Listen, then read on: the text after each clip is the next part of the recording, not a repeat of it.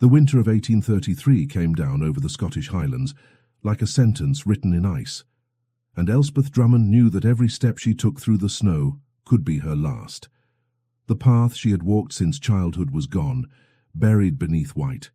The pine trees, bent under the weight of frost, stood in silence, like mourners gathered to watch her fall. She was 22 years old. Her lungs burned with every breath. And back home, a fevered mother waited for medicine that might already be too late. 3 years. That was how long the name Drummond had stopped being spoken with respect in the drawing rooms of Edinburgh. 3 years since her father, the Viscount of Ardmore, had been found dead in his study, a pistol in his hand and a letter no one ever allowed the family to read.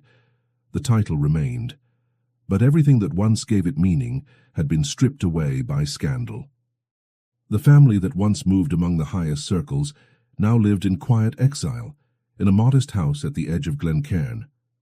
They survived on allowances managed by distant relatives and on the quiet stubbornness of 3 sisters who refused to disappear. The storm worsened without warning. Snow lashed her face like small blades of ice. Her legs, already shaking with exhaustion, finally gave in as the cold sank deep into her bones. She fell to her knees, then sideways. Her body disappeared into the snow, as if the land itself were claiming her. She thought of her sisters, of Moira, 19, stitching handkerchiefs to sell in the village, and pretending she didn't cry when night came. Of Aileen, only 15, who still believed that one day someone would prove their father was not the monster the newspapers had made him. She thought of her mother, of the cough that had grown worse, of the eyes that on the worst days of fever no longer recognized her own daughters. And then she thought of nothing at all. The last thing Elspeth saw before darkness closed in was a tall shadow emerging from the storm. A man, broad-shouldered, wrapped in a dark wool cloak. He lifted her from the snow as if she weighed no more than a broken promise.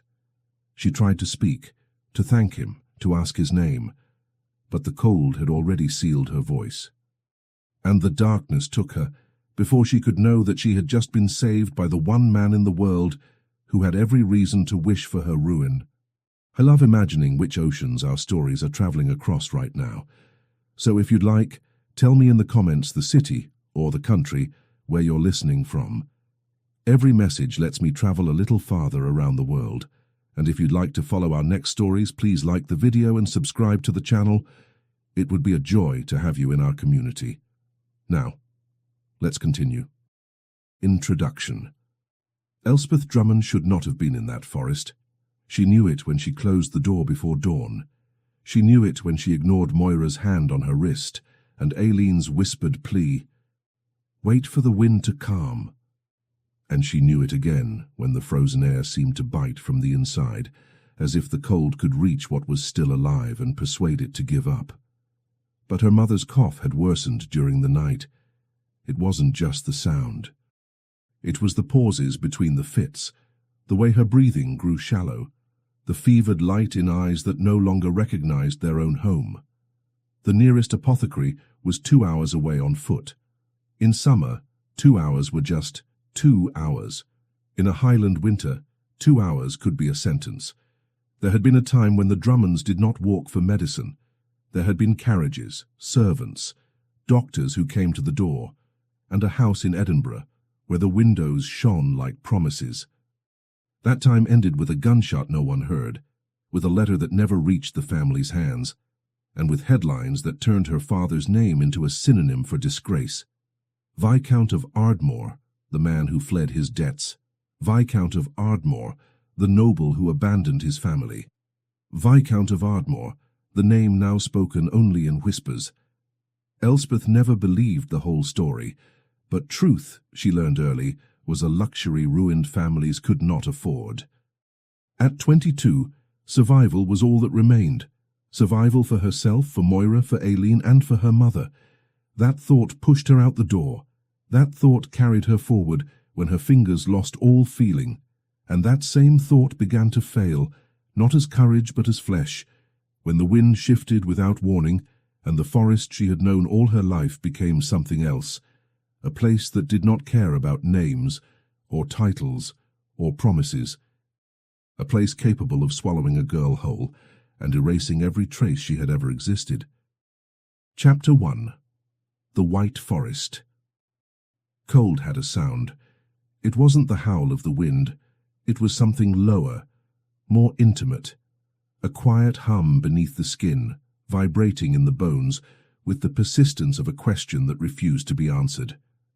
Elspeth realized this when the path began to disappear beneath the snow, when the world lost color and direction, when even her thoughts started to feel too heavy to carry.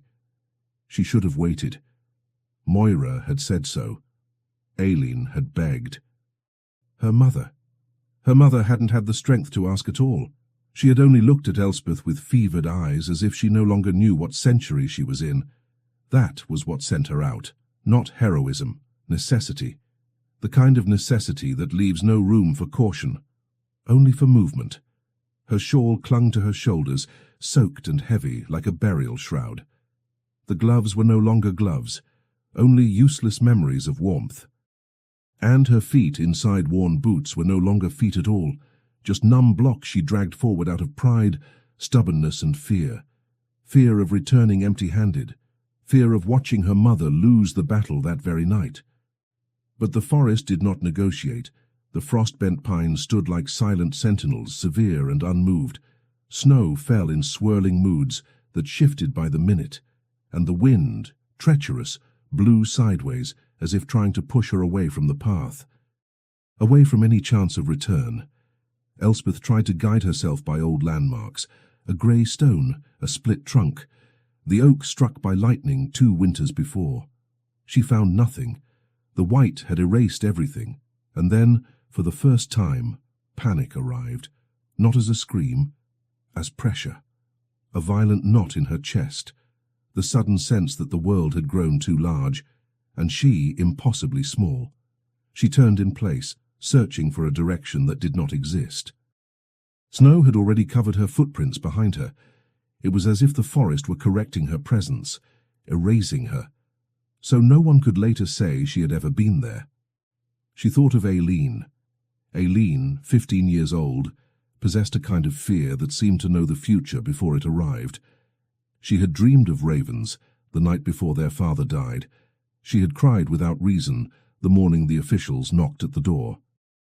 And she had been the one to grip Elspeth's hand that dawn, whispering in a voice too small for such certainty, "The forest is angry."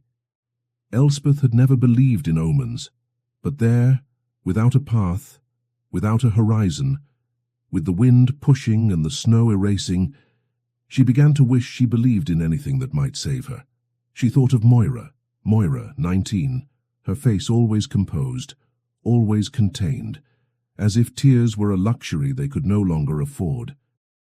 Moira stitched handkerchiefs to sell in the village and pretended the humiliation did not hurt. She carried the household accounts as if they were part of her body, and dignity as if it were a duty. If Elspeth did not return, it would be Moira who faced the next day. Moira who told their mother. Moira who held Aileen when she finally broke. And then, like a blade, the cruelest thought of all. Perhaps Moira will survive. Perhaps Aileen will survive. But Mother will not survive without her. Elspeth tried to move faster, tried to force her legs to obey, tried to breathe deeply, to turn the frozen air into something useful. But her body was already ceasing to be a body. The cold stole her in stages. First her fingers, then her feet, then her will. Pain dissolved into numbness, and numbness was dangerous because it felt gentle, almost kind. Just rest, something inside her whispered. Only a moment, just until the wind calms. I can't, Elspeth thought. I can't. But the can't moved nothing. Her legs gave way without warning, as if invisible cords had been cut. She fell first to her knees, then sideways. There was no impact, only surrender. The snow received her with an absurd softness, almost maternal, and that terrified her more than the fall, because it felt final. Through half-closed eyes, she saw things that did not belong there. Her mother in childhood, scented with lavender, laughing as she braided Elspeth's red hair. Her father, before the scandal, absent-minded, gentle, promising that the world always finds a way in the end. Moira's hands stained with thread and ink. Aileen hiding her dolls beneath the bed, as if she could save her own innocence. I don't have this right, Elspeth thought. I don't have the right to die. But her body no longer belonged to her. Snow crept over her sleeves, marked her hair. Slid between skin and fabric, the numbness rose like a tide. The sound of the cold grew louder, like a muffled bell ringing inside her skull, and the silence of the forest, which had once been absence, became presence, an ancient presence. As if the place had been waiting, Elspeth tried to call out to anyone. No sound came. Her mouth opened, but the wind carried the attempt away like dust. Her eyelids grew heavy. Darkness approached with a terrible calm, too beautiful to resist. The last thing she thought before everything slipped away was simple and desperate. Mother, and forgive me. And then the world turned white and distant. Chapter 2. The Mountain Cabin. Ewan MacIntosh, 6th Duke of Strathmore and Chief of Clan MacIntosh, did not believe in coincidence. He believed in patterns, in consequences, in debts that neither time nor death ever truly erased. That was why, when he found the woman collapsed in the snow, red-haired, young, dressed in clothes that had once been fine, but now bore the marks of dignified poverty, his first reaction was not compassion. It was irritation. Someone would be looking for her. Someone would ask questions, and he had come to the mountains for the sole purpose of escaping questions. The cabin appeared among the pines as it always did, solid, silent, nearly invisible beneath the white cover of snow. It had belonged to the MacIntosh family for generations, not as a duke's property, but as a clan chief's refuge. His grandfather had hunted deer on those slopes. His father had taught him to track and shoot among those trees. And here, far from the obligations of his title and the intrigues of Edinburgh, Ewan allowed himself to be only a man of the Highlands, not the noble society expected him to be. At 32, he had carried the title for 6 years. Ever since the morning he found his father dead in bed, the body finally surrendering to wounds that had never properly healed. Wounds caused by a gunshot during a hunt. An accident, everyone said. A terrible, regrettable accident. Ewan had never believed that. And with his final breath, his father had confirmed his doubts. He kicked the cabin door open, his arms occupied with the weight of the unconscious woman. Inside, the air was bitterly cold. He had arrived only hours earlier, and the fire had barely begun to warm the main room. Old Tavish, who cared for the cabin the rest of the year, had been dismissed for the winter as usual. Ewan preferred it that way. He preferred silence. He preferred not having witnesses to his sleepless nights, to his dark thoughts, to the hatred that still burned in his chest like an ember no snow could extinguish. He laid the woman on the worn leather sofa before the hearth and watched her for a moment. Blue lips, waxy skin. Breathing so shallow he had to lean closer just to be certain she still lived. She was young, younger than he had thought when he lifted her from the snow. 20, perhaps. Early 20s. Old enough to know better than to cross a Highland forest in the middle of a storm. Practical as ever, he began to work. He removed the soaked shawl, then the snow-filled boots. The stockings beneath were wet to the bone, and the pallor of her toes unsettled him. He knew the cold of the Highlands well enough to recognize what that color could mean. Lost fingers, lost toes. Years of hunting and harsh winters had taught him what to do. Highlander knowledge, not a duke's. For a moment, he hesitated at the damp clothing clinging to her body. There was a line of propriety that even urgency should not cross, but the alternative was to let her die on his sofa. And Ewan MacIntosh was not a man who left tasks unfinished, not even tasks he had never asked for. He fetched blankets from the bedroom, thick Highland wool, woven by clan women, and gifted to him when he inherited the title. He heated stones in the fire, wrapped them in cloth and placed them near her body. He brewed tea with the herbs he kept in the cabin for emergencies, a mixture his mother had once used before fever took her when he was only 12. He tried to coax a few sips into her, most of it spilled from the corner of her mouth, but something must have reached her, because she let out a soft sound and turned her face toward the warmth. Only then did he step back, settling into the armchair across the room, a reluctant sentry. The fire crackled between them, casting orange shadows across her face. Now that the urgency had eased, Ewan could study her more closely. Red hair, darkened by moisture, spread across the cushion like oxidized copper. The color of the Highlands, the color of his own people. An oval face with high cheekbones, pale freckles scattered across her nose. Hands small but not delicate, with calluses that suggested work no well-born lady should have known. Who was she? The daughter of some ruined gentleman, perhaps, judging by clothes that had once been fine and hands shaped by recent labor. And why, in God's name, had she been wandering alone through the forest in the middle of a storm? The answers would have to wait. Night had fully fallen, and the wind howled against the windows like wolves circling prey. Even if he wanted to take her somewhere, and he decidedly did not want another soul under his roof, it would be impossible until the storm broke. Days, perhaps. Weeks, if winter chose to be especially cruel. He knew these mountains well. They asked no permission. They offered no mercy. Weeks with a stranger in his refuge. The thought was nearly unbearable. Ewan had built the last 6 years on carefully maintained solitude. After his father's death, he had withdrawn from nearly everyone. Childhood friends, distant cousins, political allies, who expected him to step into his father's place among the powerful.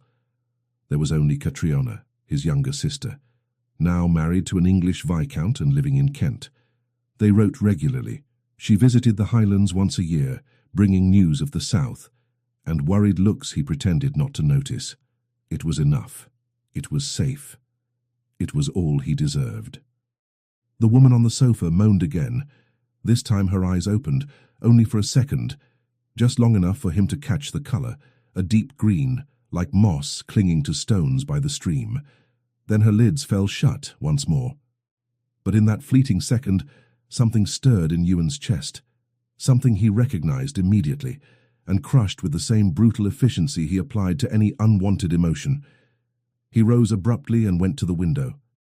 Snow continued to fall with merciless fury, piling against the glass in layers that would soon block all light from outside.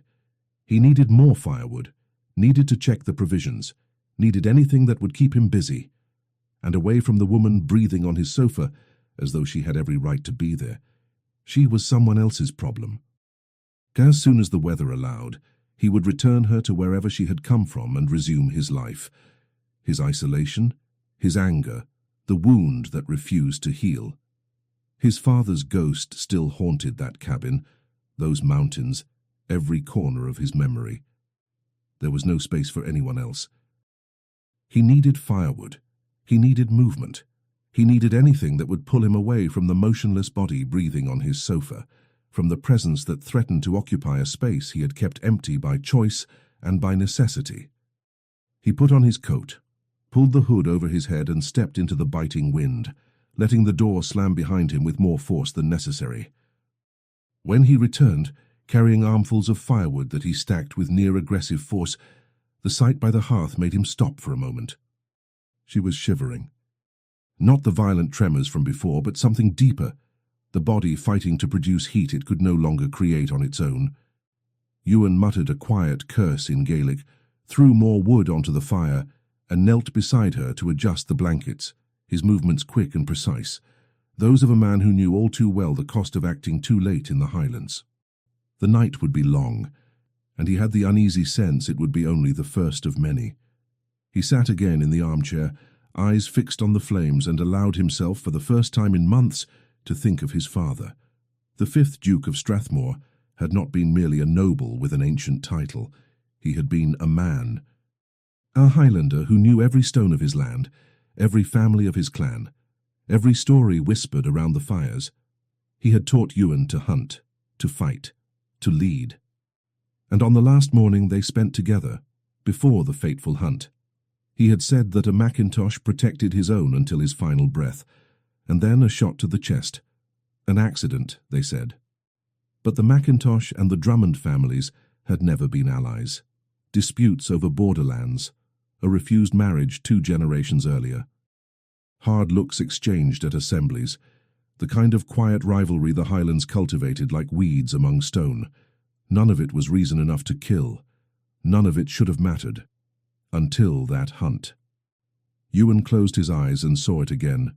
The autumn gathering on Mackintosh land, nobles assembled for the annual hunt.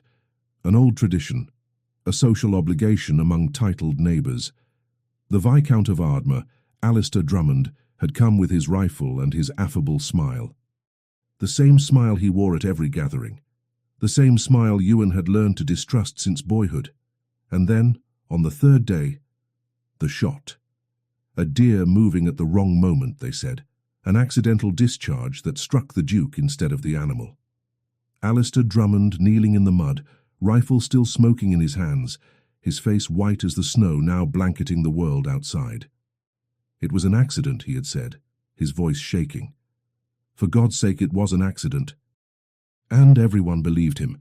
The other nobles, the servants, the local authorities who came to investigate. Everyone agreed it was a terrible tragedy, one of those misfortunes that occur when men and weapons meet in forests. Everyone except the Duke himself. The 5th Duke of Strathmore did not die that day. They carried him home, summoned doctors from Edinburgh, did everything money and desperation could do, but the wound was too severe, the bullet too close to the heart. For a year, Ewan watched his father fade. Each day weaker, each night racked by pain no laudanum could ease. And one night, 3 days before the end, his father summoned him. Ewan could still feel the grip of that hand, once strong enough to fell a man, now fragile as dry branches. He could still see the fevered light in eyes that had once commanded an entire clan. And he could still hear the words, each one branded into his memory like hot iron. It wasn't an accident, Ewan. The voice was little more than a rasp. I saw his eyes before the shot. He knew what he was doing. Drummond wanted me dead. Father, promise me. The hand tightened with a strength that should not have existed in such a broken body. Promise you will never forget. Promise you will never forgive. Drummond blood is poison, my son. Never trust them, never. And Ewan had promised. At 27, with tears burning in his eyes that he refused to shed, he promised to hate Drummond blood until his final day. He promised to keep the memory alive. Promised never to let that name cross his path without remembering the price his family had paid. 3 days later, his father died, and 3 years after that, Alistair Drummond, the Viscount of Ardmore, was found dead in his own study. A gunshot, and a letter whose contents were never truly known, only whispered about. Suicide, they said. Ewan called it truth. He called it truth because it was easier than admitting he would never have proof. Because a murderer's conscience, he told himself, was a burden even cowards could not carry forever. Drummond's death brought no peace. It did not erase the oath. It did not return the father Ewan had lost. It only left behind a widow and 3 daughters, now living in poverty, paying for the sins of a man who had chosen the easiest way out instead of facing the truth. Across the room, the red-haired woman murmured something in her fevered sleep. A word, a name, perhaps. Ewan could not make it out. But something in the sound, something vulnerable and lost, made his stomach tighten in a way he could not name. He looked away, fixing his gaze on the fire once more. She was only a stranger, the daughter of some ruined gentleman from the surrounding lands, lost in the storm for reasons that did not concern him. In a few days, she would return to her life. And he to his solitude. Nothing that happened in that cabin would change who he was, or what he had sworn. He repeated that to himself until the first light of dawn began to soften the horizon, painting the snow outside in shades of rose and gold. He did not believe a single word of it. Chapter 3. Fever and Silence. Elspeth woke in pieces. First came the heat so intense after so much cold, it felt as if it were burning her from the inside out. Then came sound, the crackle of a fire, the distant howl of wind, the groan of floorboards beneath heavy footsteps, and only after all of that, much later than the rest, came the realization that she was not dead. She tried to open her eyes, but her lids felt sewn shut. She tried to move her fingers, but pain flared sharp enough to pull a groan from her throat. She tried to speak, ask where she was, who had brought her here, how much time had passed. Only a rough sound came out, barely human. "Don't try to move." The voice was deep, not gentle, but steady. Elspeth felt a hand lift her head and something warm touch her lips. Tea. She drank on instinct. The liquid slid down her throat like fire, and when she finally forced her eyes open, she saw only a blur of orange light and the dark outline of a man moving away. "Where?" she managed. "My cabin, in the mountains above Glencairn." The voice came from her left, but she couldn't turn her head to find him. "You nearly froze to death in the forest." Glencairn. So she was still close to home, close enough to make it back. Her mother, Moira, Aileen. She had to return. She had to tell them she was alive, that she hadn't abandoned them, that the medicine. She had never reached the apothecary, the whole journey, for nothing. She tried to sit up, and the world spun violently. "I said don't move." Firm hands pressed her back into the cushions, and this time Elspeth managed to focus on the face above her, severe, all angles and restraint. Eyes a pale, icy blue that seemed to measure every reaction with careful precision. Dark beard trimmed close to his jaw, black hair pulled back, a thin scar cutting through his left brow. He wore a linen shirt beneath a thick wool waistcoat, and even without the tartan she vaguely remembered from the night before, everything about him still spoke one word: Highlander. "You've got a fever," he said. "You need rest." "My family," she whispered. "They need to know I'm alive. No one is going anywhere until the storm passes." He stepped away again, returning to the chair across the room as if closeness bothered him. It could take days, weeks perhaps. Weeks. The word struck Elspeth like a physical blow.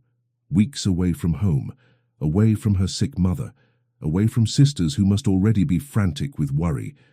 Moira would have gone looking for her. Moira, who didn't know the forest as well as Elspeth did.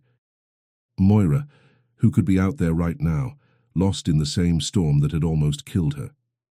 "I have to send word," Elspeth insisted, forcing herself to rise again. "With what messenger?" There was something almost cruel in the practicality of his tone. "The birds. No sane man will cross this storm. Not for a gold coin. Not for 10.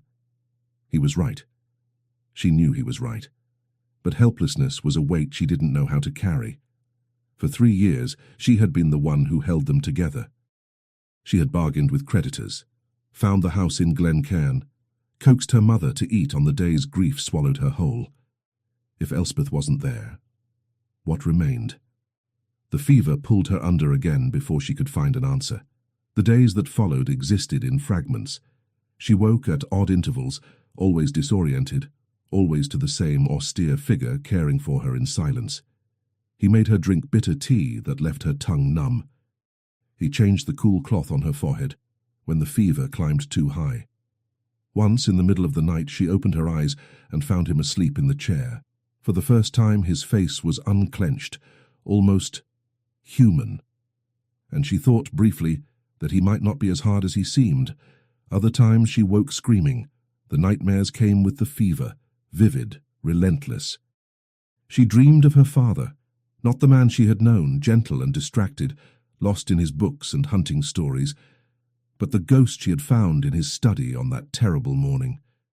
She saw him falling, always falling, his face twisted by something she had never been able to name: despair, guilt, relief. She saw her mother reading the letter no one else ever saw, hands trembling, the sound that left her throat not quite a scream, something worse.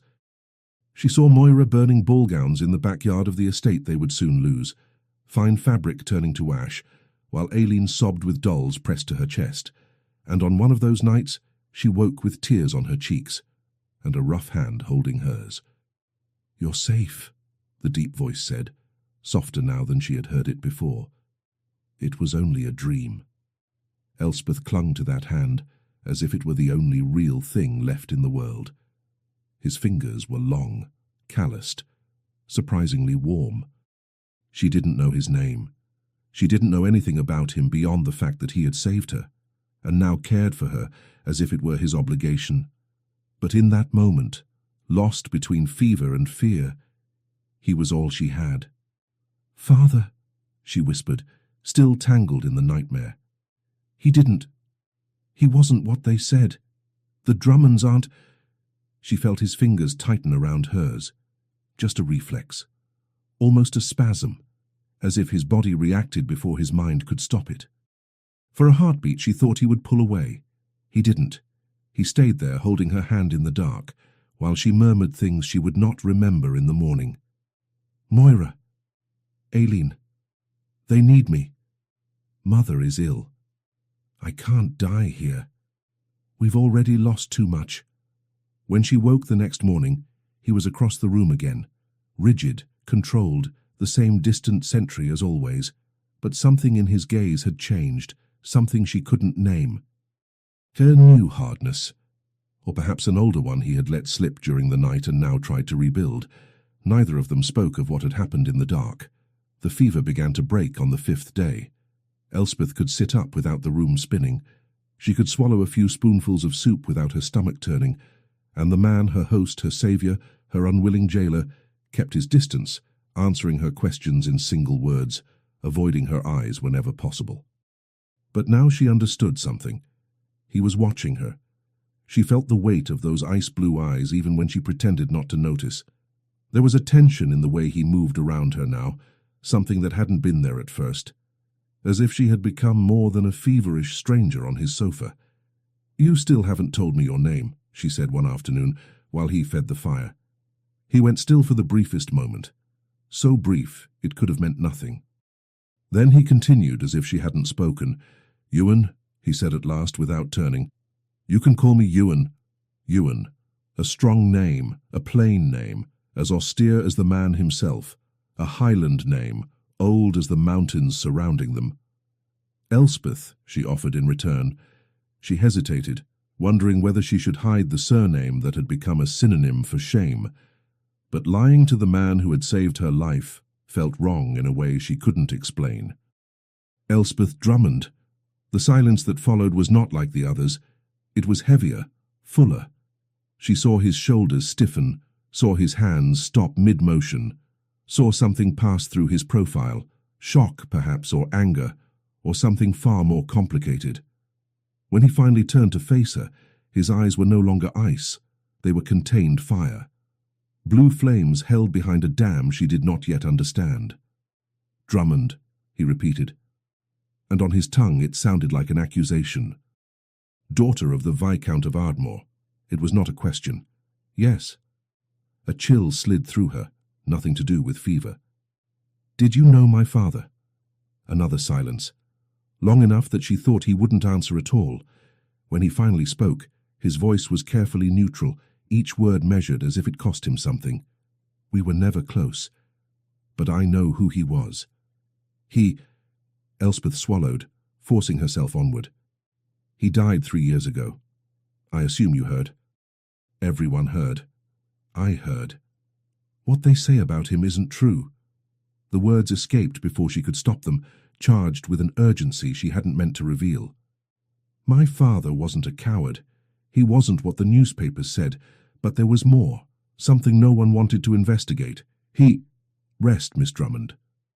The interruption was quiet, but final. Ewan was already standing, already moving toward the door, already leaving her alone with words no one wanted to hear. "The past is a country no one returns from," he said, one hand on the latch. "Rest, you've still got a long way to go before you're well."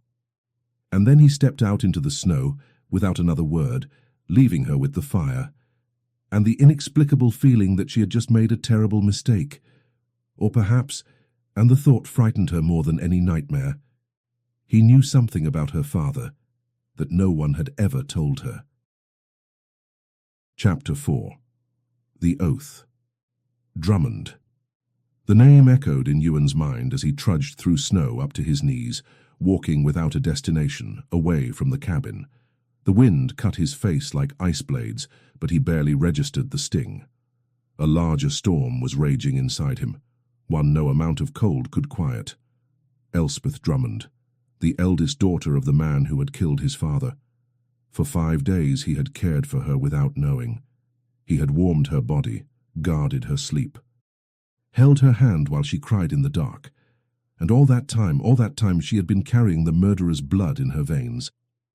Ewan stopped beside an ancient pine, its trunk twisted by centuries of Highland wind, and pressed his forehead to the rough bark. Cold seeped through his coat, his shirt, his skin, but it didn't reach where it needed to reach. It couldn't touch the place in his chest that had cracked open the moment he heard her surname. Drummond. Daughter of the Viscount of Ardmore, daughter of the man whose eyes his father had seen before the shot. Ewan shut his eyes and forced himself to breathe, once, twice, 3 times. The air burned his lungs and he welcomed it. Pain was real. Pain was familiar. Pain was something he knew how to carry. Unlike what he felt now. Because what he felt now, this tangle of rage and confusion and something else he refused to name, made no sense. She was a Drummond. He should have hated her. He should have felt satisfaction seeing her reduced to this, a girl in battered clothes wandering through snow for God knew what, nearly swallowed by the Highlands. It was justice, wasn't it? The justice his father deserved, the fate that family had brought upon itself. So why did his hands still remember the shape of her fingers? Why did his mind replay the sound of her voice calling for her father through fevered delirium? And why in God's name, had the first thing he felt when he heard Drummond not been hatred, but something that looked terrifyingly like fear of losing her? He struck the pine trunk hard enough to split the skin across his knuckles. The pain helped. A little. He stepped back and kept walking, his feet finding a path he could have followed blind even beneath snow. The frozen stream, the clearing where his father had taught him to shoot.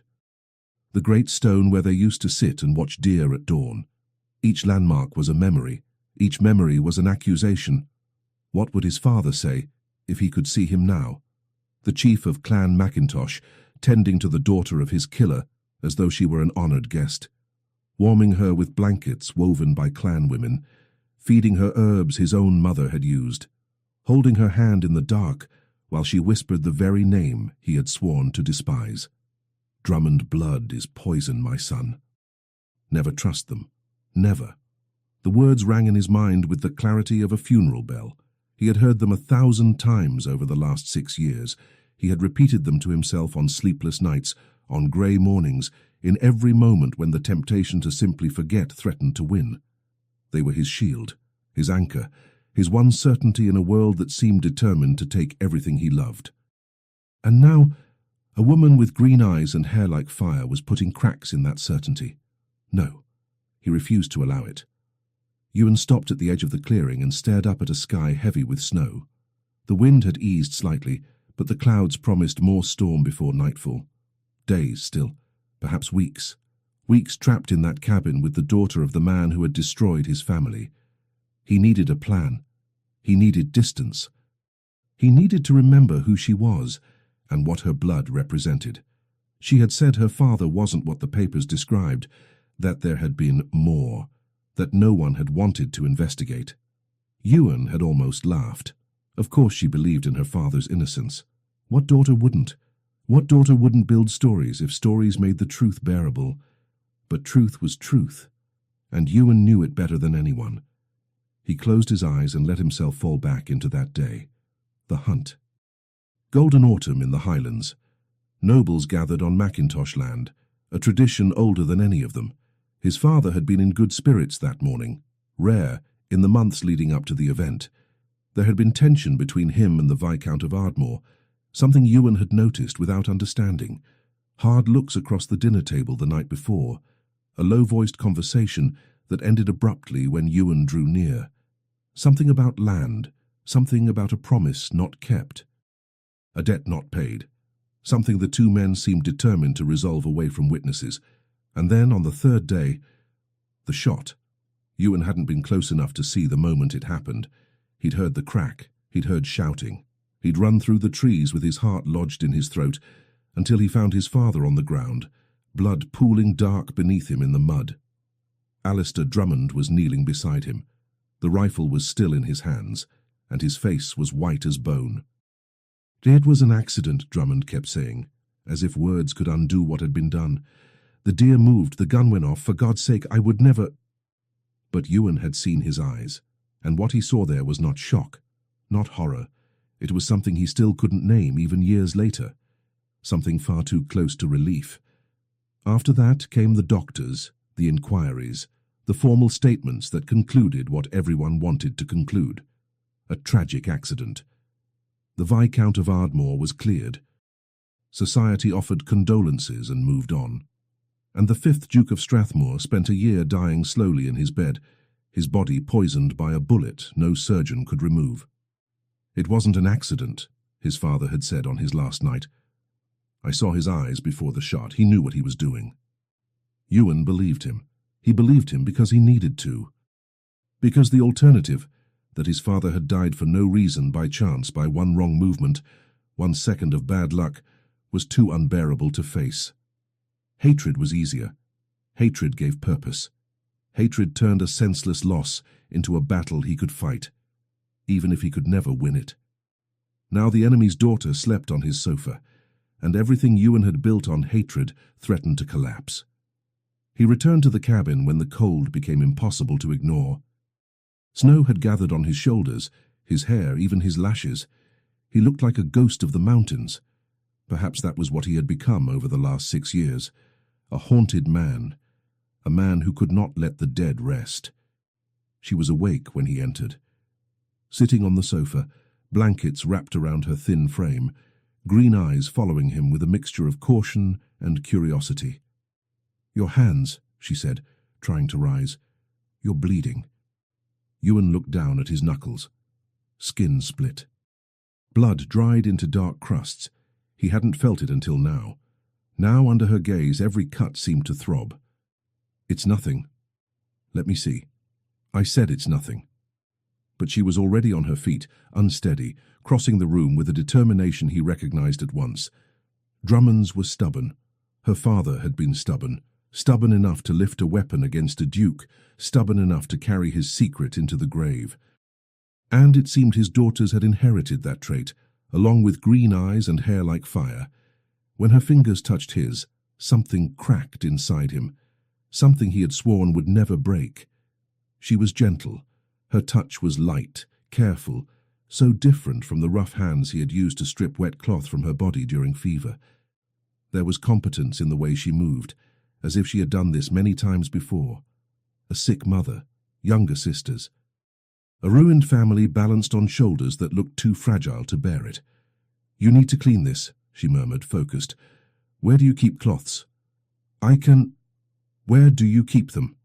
He pointed sharply toward the cupboard, and he watched her move across the room on wavering legs, watched her return with water and clean fabric, watched her sit beside him as though she had every right to be there, as though he were not a man who had spent 6 years hating what ran in her blood.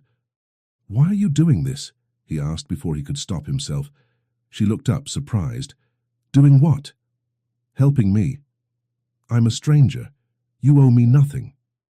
A sad smile touched her mouth, a smile that didn't belong on a face so young, one that spoke of losses no 22-year-old woman should have carried. "You saved me," she said simply. "You cared for me when I was delirious. You held my hand when I was afraid." Ewan looked away, unable to endure gratitude he did not deserve.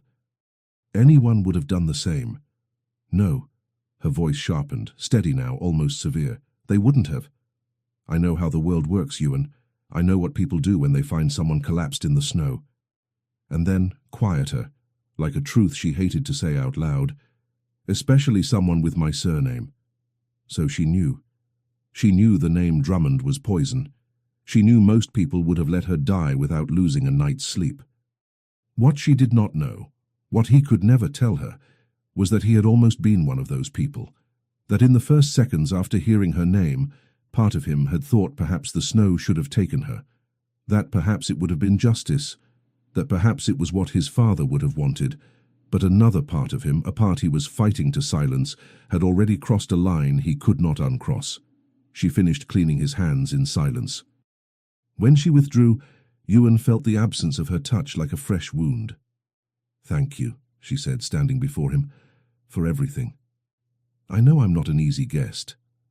And I know my name." She hesitated, eyes dropping. "I know my name carries a weight most people would rather avoid. But you treated me with dignity.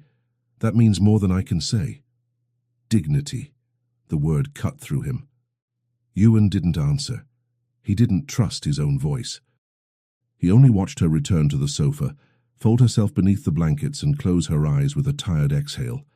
She fell asleep within minutes, the deep, necessary sleep of someone recovering, and Ewan stayed awake all night, staring into the fire, thinking of the vow he had made to his father, and of the woman who was making that vow feel, for the first time in 6 years, like a weight he wasn't entirely certain he wanted to keep carrying.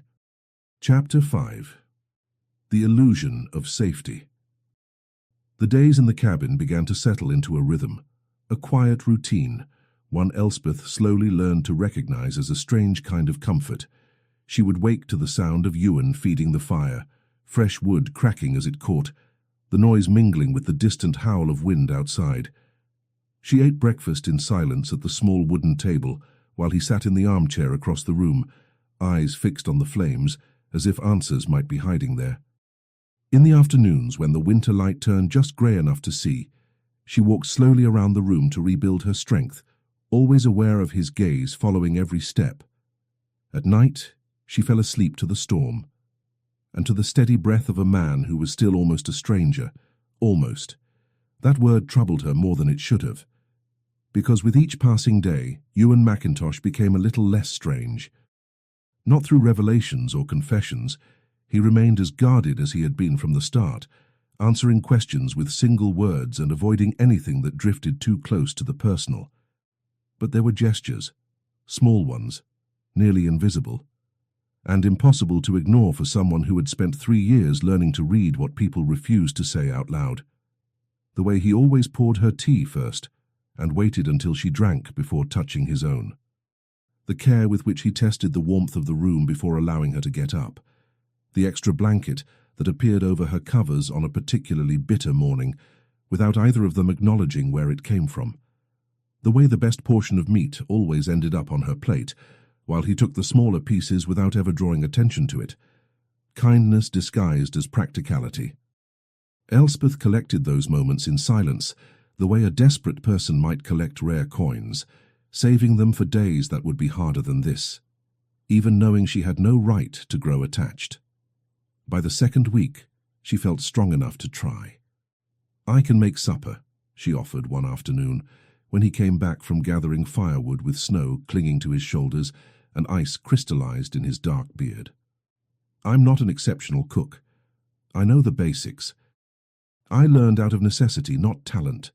He looked at her as if she had suggested something absurd. "You're still recovering." "I've been recovering for 12 days. She forced herself to sound lighter than she felt. "I need to do something besides stare at the walls or I'll go mad." Then, before she could talk herself out of it, she let a small half-smile appear. "And you," she added, "forgive me for saying so, seem to need a meal that isn't burned potatoes and dried meat." Silence. She saw something shift in his eyes, surprise perhaps, or something close to amusement. It was hard to tell with a face so carefully controlled, but the corner of his mouth moved, the smallest betrayal of a smile, as if he were fighting it. "The pantry is in the back," he said at last without turning. "There are potatoes and dried meat. Don't expect miracles from the seasoning." It wasn't enthusiastic permission, but Elspeth took it as victory. The kitchen was small and practical, outfitted with the bare essentials for surviving in the mountains. She found the promised potatoes, a few limp carrots, dried herbs that had lost most of their scent, and onions that had begun to sprout. She worked slowly, careful with her strength, and yet there was something deeply satisfying about having her hands busy again. At home, she had been the one who cooked ever since they dismissed their last servant to save money. She had been the one who turned scarcity into meals that at least looked nourishing, meals that gave her sisters and her mother the illusion of normal life. She thought of Moira as she cut the potatoes, her middle sister, always practical, always contained. Was Moira standing in that same cold kitchen in Glencairn right now, trying to do the same with even less? Guilt tightened around Elspeth's chest. Moira didn't deserve to carry that weight alone. None of them deserved what fate had demanded. And Aileen, small Aileen, with her wide eyes and prophetic fears.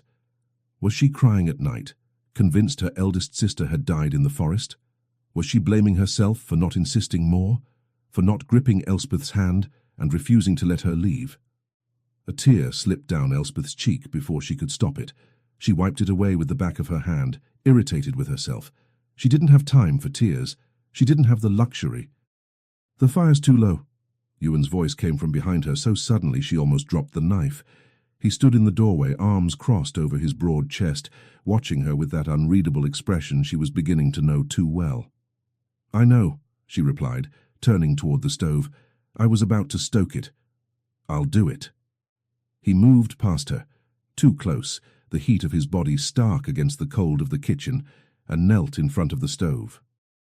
Elspeth watched his hands work the wood with precise, economical movements that spoke of years of practice. Highlander hands, she thought again, not the soft hands of a drawing-room lord. "You learned to do all this on your own," she said before she could stop herself. "Cooking, keeping the fire, running a cabin in winter, those aren't things they teach a lord." He didn't answer right away. When he did, his voice was lower than usual. "I'm not only a lord, I noticed." He looked back at her, and there was something different in his eyes now, something like genuine curiosity. "You noticed? You wear tartan even when you're alone. You speak Gaelic when you think no one is listening, and your hands—" She lifted one shoulder, trying to sound casual under that penetrating gaze. "Your hands are calloused from work. Not from holding champagne glasses. My father used to say you can know a man by his hands, and yours say you belong more to the mountains than to salons." The silence that followed wasn't tense. It wasn't uncomfortable. It felt thoughtful. "Your father was an observant man," Ewan said at last, rising. "He was." Her throat tightened, but she forced herself onward. "He was many things the world never knew. Many things the world refused to see." For a moment she thought he might say something. She saw his mouth part, the beginning of words, and then the words were swallowed again, hidden away. "The stew will burn if you don't stir it," he said instead, and left the kitchen before she could reply. When she served the meal, he looked down at the plate with an expression she couldn't decipher. "You didn't have to do this." "I know." She sat across from him and picked up her spoon. "But you've been taking care of me for nearly 2 weeks. It's the least I can do." He didn't answer, but he ate every bite. And when he finished, he muttered something that could have been "thank you," if Elspeth forced herself to believe it. It was the closest thing to a real conversation they'd shared since she told him her surname. The days that followed brought more moments like that. Small openings in the wall he'd built around himself. Ewan began to answer in full sentences. He allowed her to reorganize the pantry into something more efficient. And one night, when she mentioned she missed books, he disappeared into the bedroom and returned with a battered volume of Scottish poetry that had belonged to his grandfather. "It's not great literature," he said, almost defensively, holding it out as if expecting her to refuse. "But it's what I have." Elspeth took it as though it were treasure. The pages were yellowed, the spine worn from use, but the words inside were windows into a world she had almost forgotten existed. "It's perfect," she whispered. She began reading in the evenings, more to fill the silence than for any other reason. Robert Burns, Walter Scott. Old Gaelic verses she could barely pronounce, yet still sounded like music in her mouth. Poems about love and loss, and the brutal beauty of the Highlands. Ewan sat in his chair, eyes on the fire, and Elspeth found herself liking the thought that something in those words, especially when she read them aloud, might reach him somewhere she couldn't see.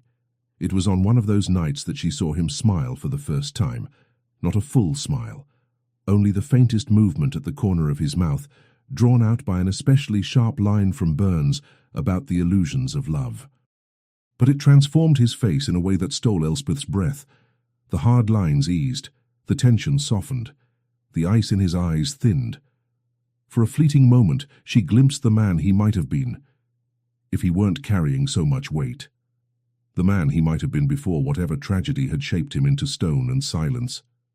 Then the moment passed, and his expression shut again like a locked door, as if he had remembered something he couldn't allow. But she had seen it.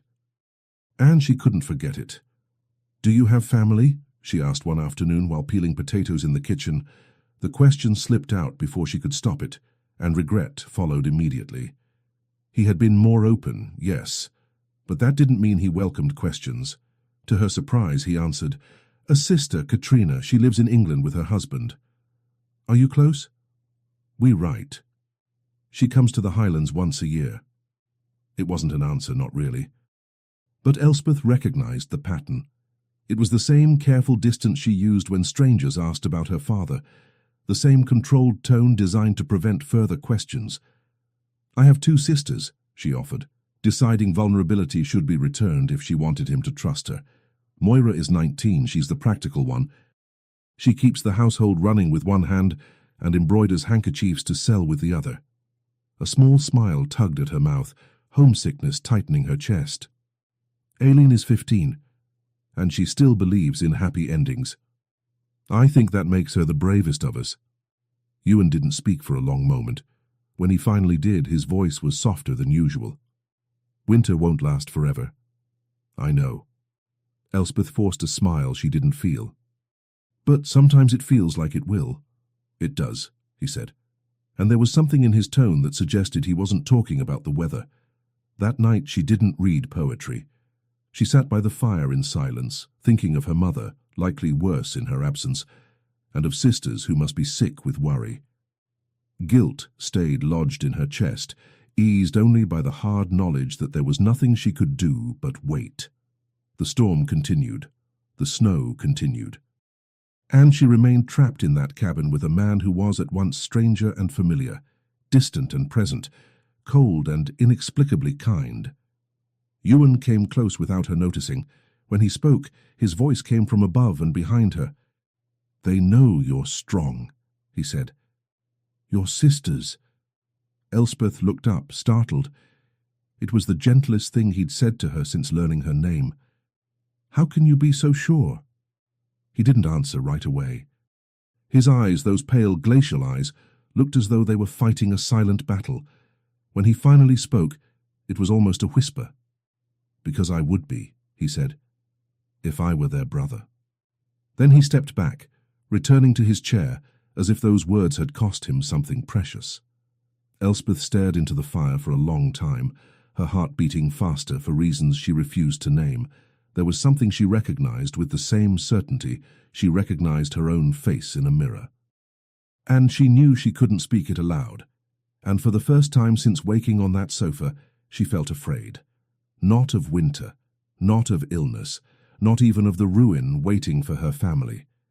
She was afraid of discovering she didn't want to leave, and of everything that would be waiting when she finally had to. Chapter 6. Voices from the World.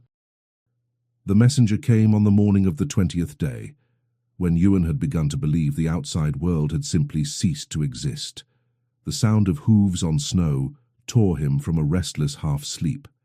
He was on his feet with a pistol in his hand before his mind fully caught up with what his body already knew. "Stay here," he ordered. Elspeth jolted upright on the sofa, eyes wide, her face gone pale in an instant. "Don't make a sound." She nodded, and something sharp and unwanted flickered in him. Concern. No, not concern. Caution, he told himself. Only caution. The man who dismounted outside the cabin was Fergus, one of the oldest servants from Strathmore, the main estate. Short, broad-shouldered, his weathered face carved by Highland wind until it looked like stone that had learned to breathe. Ewan lowered the pistol, but his shoulders did not loosen. "Your Grace." Fergus bowed briefly, his eyes taking in his master's state in a single quick sweep. "I've brought correspondence and news." "Inside," Ewan said. "Not out here. through the back. He led the man into the kitchen and shut the door behind them. The room was cold, no fire burning the way it used to before Elspeth had quietly taken over the meals, but it served its purpose. He needed walls. He needed those words not to travel through the cabin. Ewan watched Fergus for a moment. The wet beard, the boots still streaked with frozen mud, the visible effort of catching his breath. "You're mad," Ewan said under his breath. "Few men would climb this mountain in weather like this." "I wouldn't, Your Grace," Fergus replied, "if it weren't necessary." He removed his hat, then carefully drew a bundle of letters from inside his coat, wrapped in thick cloth to protect them from damp and snow. "The steward has sent the land reports." He held them out. "Your sister wrote twice. She's been worried about your silence." Ewan took the papers without opening them. He set them on the table as if touching them was enough for now. "And down below?" he asked. Too casual for a man who cared. "How are things in Strathmore, Sow, and in Glencairn?" Fergus hesitated. Only a second. But it was enough. "Normal, at first glance, Your Grace." "At first glance," Ewan repeated, lifting his eyes. Fergus cleared his throat, uncomfortable. "The whole village has been talking about a young woman who's missing, from near Glencairn." He looked away, plainly reluctant. "They say she went out during the storm and never came back. The family is beside itself. Searches were organized when the weather allowed, but the snow doesn't allow proper searches," Ewan finished. "No, Your Grace." Fergus swallowed, then continued, as if the rest tasted bitter. "Some say she must be dead. Others," another pause, "others speculate. Your Grace knows how tongues are in small villages." Ewan did know. A woman missing, weeks passing, no body found. The collective imagination was as ruthless as winter. And if Elspeth returned now, when she returned, she would find her reputation already reduced to ash before she even crossed her own threshold. "And her family?" Ewan heard himself ask. "You know anything about them?" Fergus looked surprised by the question. "I heard in the tavern her mother is ill, Your Grace. Very ill, they say. An older neighbour has been helping, and one of the sisters sold an old ring to pay for a doctor." He hesitated again. "They say the eldest sister was the one keeping the household running." Ewan closed his eyes for a moment. So her mother was still alive. Good. And her sisters were holding on as best they could. And here he was, keeping the eldest daughter trapped on a sofa while everything down there broke apart. "She isn't trapped," he corrected himself immediately. "The storm keeps her here, not me." There was nothing he could have done differently. Nothing he could do now, but wait until the weather allowed a safe descent. But the justification sounded hollow, even to his own ears. "Is there more?" he asked, his voice rougher than he meant. Fergus twisted his hands, nervous, a gesture Ewan had never seen from him before. "Some in the village have started saying the missing sister may not be dead. That she may have been taken." "Taken?" "Yes. By someone. A man, perhaps." Fergus swallowed hard. "People invent stories when they don't have answers, Your Grace. You know how it is." Ewan did know. He knew that right now, in some tavern in Glencairn, men and women were stitching together narratives about the missing Drummond girl. Seduction, abduction, fates worse than death. And when she returned, if she returned with him at her side, those stories would harden into certainty. An unmarried woman, weeks alone with an unmarried man, under the same roof. The truth wouldn't matter. Truth never competed with scandal. "Rest in the stable," Ewan said at last. "There's dry hay and blankets. Leave at dawn, before the snow closes the paths again." "Yes, Your Grace." Fergus hesitated in the doorway. "And the letters. Shall I take a reply?" Ewan looked down at the bundle on the table. Katrina's letters, full of worry he didn't deserve. The steward's reports, the dull problems of land and tenants and money, things that belonged to a different life. None of it mattered in this moment. "No," Ewan said. "Go." Fergus bowed and left through the back door, and Ewan stood alone in the cold kitchen for a long time, the letters sitting like stones on the table. Elspeth's reputation was ruined, or it would be the moment she returned. Weeks in a cabin with a man she barely knew, no matter that she'd been half dead with fever, no matter that he'd rescued her, none of that would silence tongues. She would go back to a family in fragments, and to a world eager to label her as ruined. Because of him. No, he corrected himself again, harder this time, because of the storm, because of chance, because of cruel fate, fate that seemed determined to destroy the Drummonds in every way possible. But his father's voice rose in his mind, and for the first time it did not bring satisfaction. It brought something dangerously close to shame. He tucked the steward's papers away without reading them. He knew his lands were well run, and he had no patience for reports now. He slid Katrina's letters into his pocket to answer later, if there was a later. Then he returned to the main room with the weight of a world on his shoulders. Elspeth stood by the window, arms crossed over her chest, her silhouette cut against the pale light of snow. She didn't turn when he entered, but her voice reached him before he could decide what to say. "I heard voices," she said. "Not an accusation, just a fact. A man. Was he from your estate?" Ewan considered lying. Considered telling her it was nothing important. Routine correspondence, ordinary matters, anything to keep her calm. But she deserved more than that. She deserved the truth, or at least the portion of it he could give. "Yes," he said, "a servant. He brought news."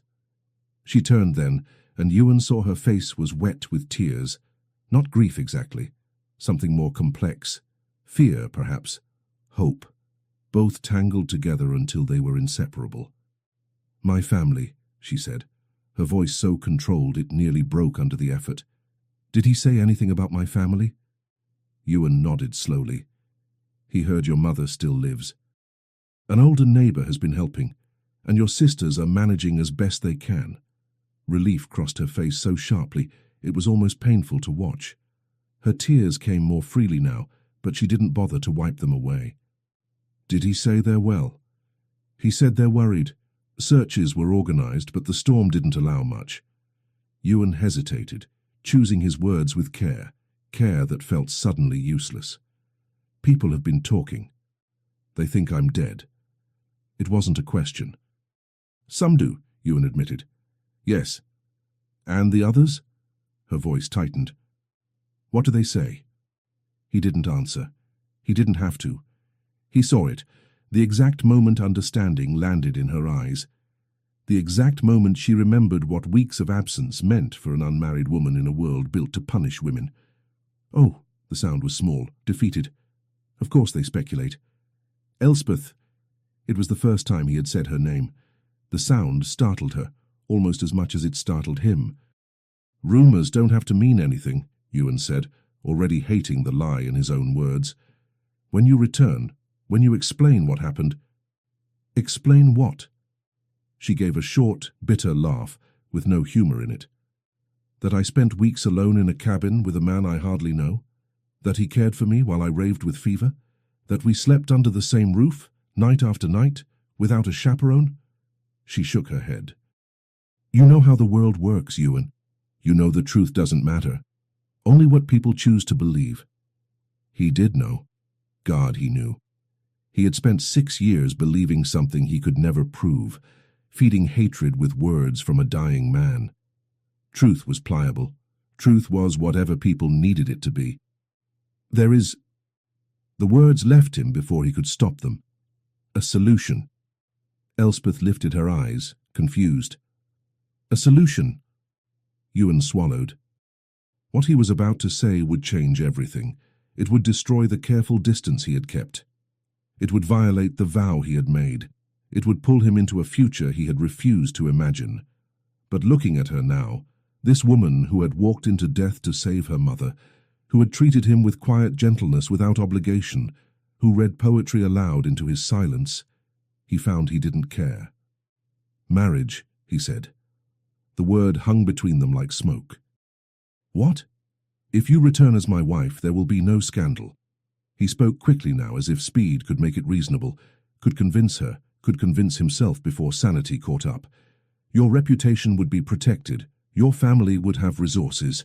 No one would question a long honeymoon in the mountains." Elspeth stared at him as if he had lost his mind. "Are you Proposing to me? I'm proposing a solution. You've known me 3 weeks. I know enough. You don't even like me. The accusation hit like a blow, because it was true. Or it should have been true. She was a Drummond. He had sworn to hate her. He had built his life on that hatred, and yet— "I didn't say that," he murmured. And the weight of the words surprised him. Elspeth opened her mouth, but no sound came. They stood there, separated by a few feet that felt like miles, while the fire crackled and the wind clawed at the cabin outside. "I need to think," she said at last, voice rough. I need to think." "There's no hurry." The words came out softer than he expected. "The snow still keeps us here, but when we go down the mountain—" He didn't finish. He didn't need to. Elspeth nodded once, then turned and walked back to the sofa. She lay down with her back to him, pulling the blankets up to her shoulders as if wool could shield her from what she'd just heard. Ewan stood where he was for a long time, watching the curve of her back, the red hair spread across the pillow, the rigid stillness of a body pretending to sleep. He had just offered marriage to the daughter of the man who killed his father, and the most disturbing part, the part that would keep him awake all night, was that he didn't regret it. Chapter 7. The Thaw. The first sign came as running water. Elspeth woke on the 30th day of her stay in the cabin and knew, before she even opened her eyes, that something had shifted. The absolute silence that had ruled the previous weeks had been replaced by a steady murmur. Snow melting along the eaves, dripping in an irregular rhythm onto earth that was beginning to wake. Winter was giving way. She sat up slowly, her body still protesting sudden movement, and crossed to the window. Outside was no longer a single blur of white. Patches of brown and dark green were breaking through the retreating snow, and the sky, for the first time in weeks, showed slivers of blue between heavy clouds. She should have felt relief. Soon she could go home. Back to her mother, back to her sisters, who had likely already mourned her. Soon she would leave this cabin and the enigmatic man who had pulled her from the snow. Soon everything would return to what passed for normal in a Drummond life.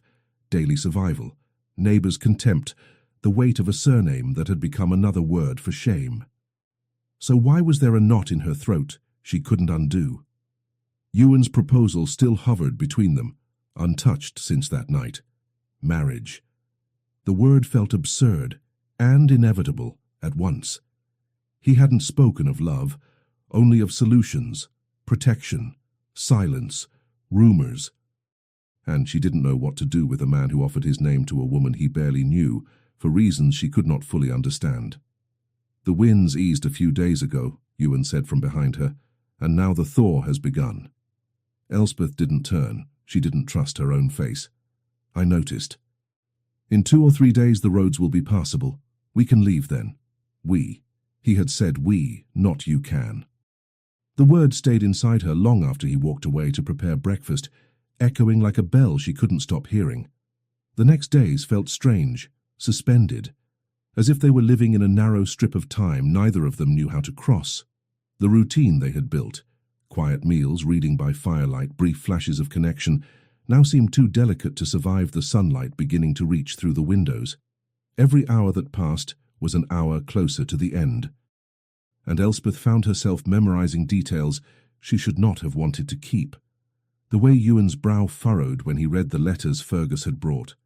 The sound of his steps on the wooden floor, heavy but never clumsy. The scent of peat smoke and pine that seemed to cling to his skin even when he stood far from the hearth. The impossible blue of his eyes when the fire struck them at just the right angle, ice and flame at the same time.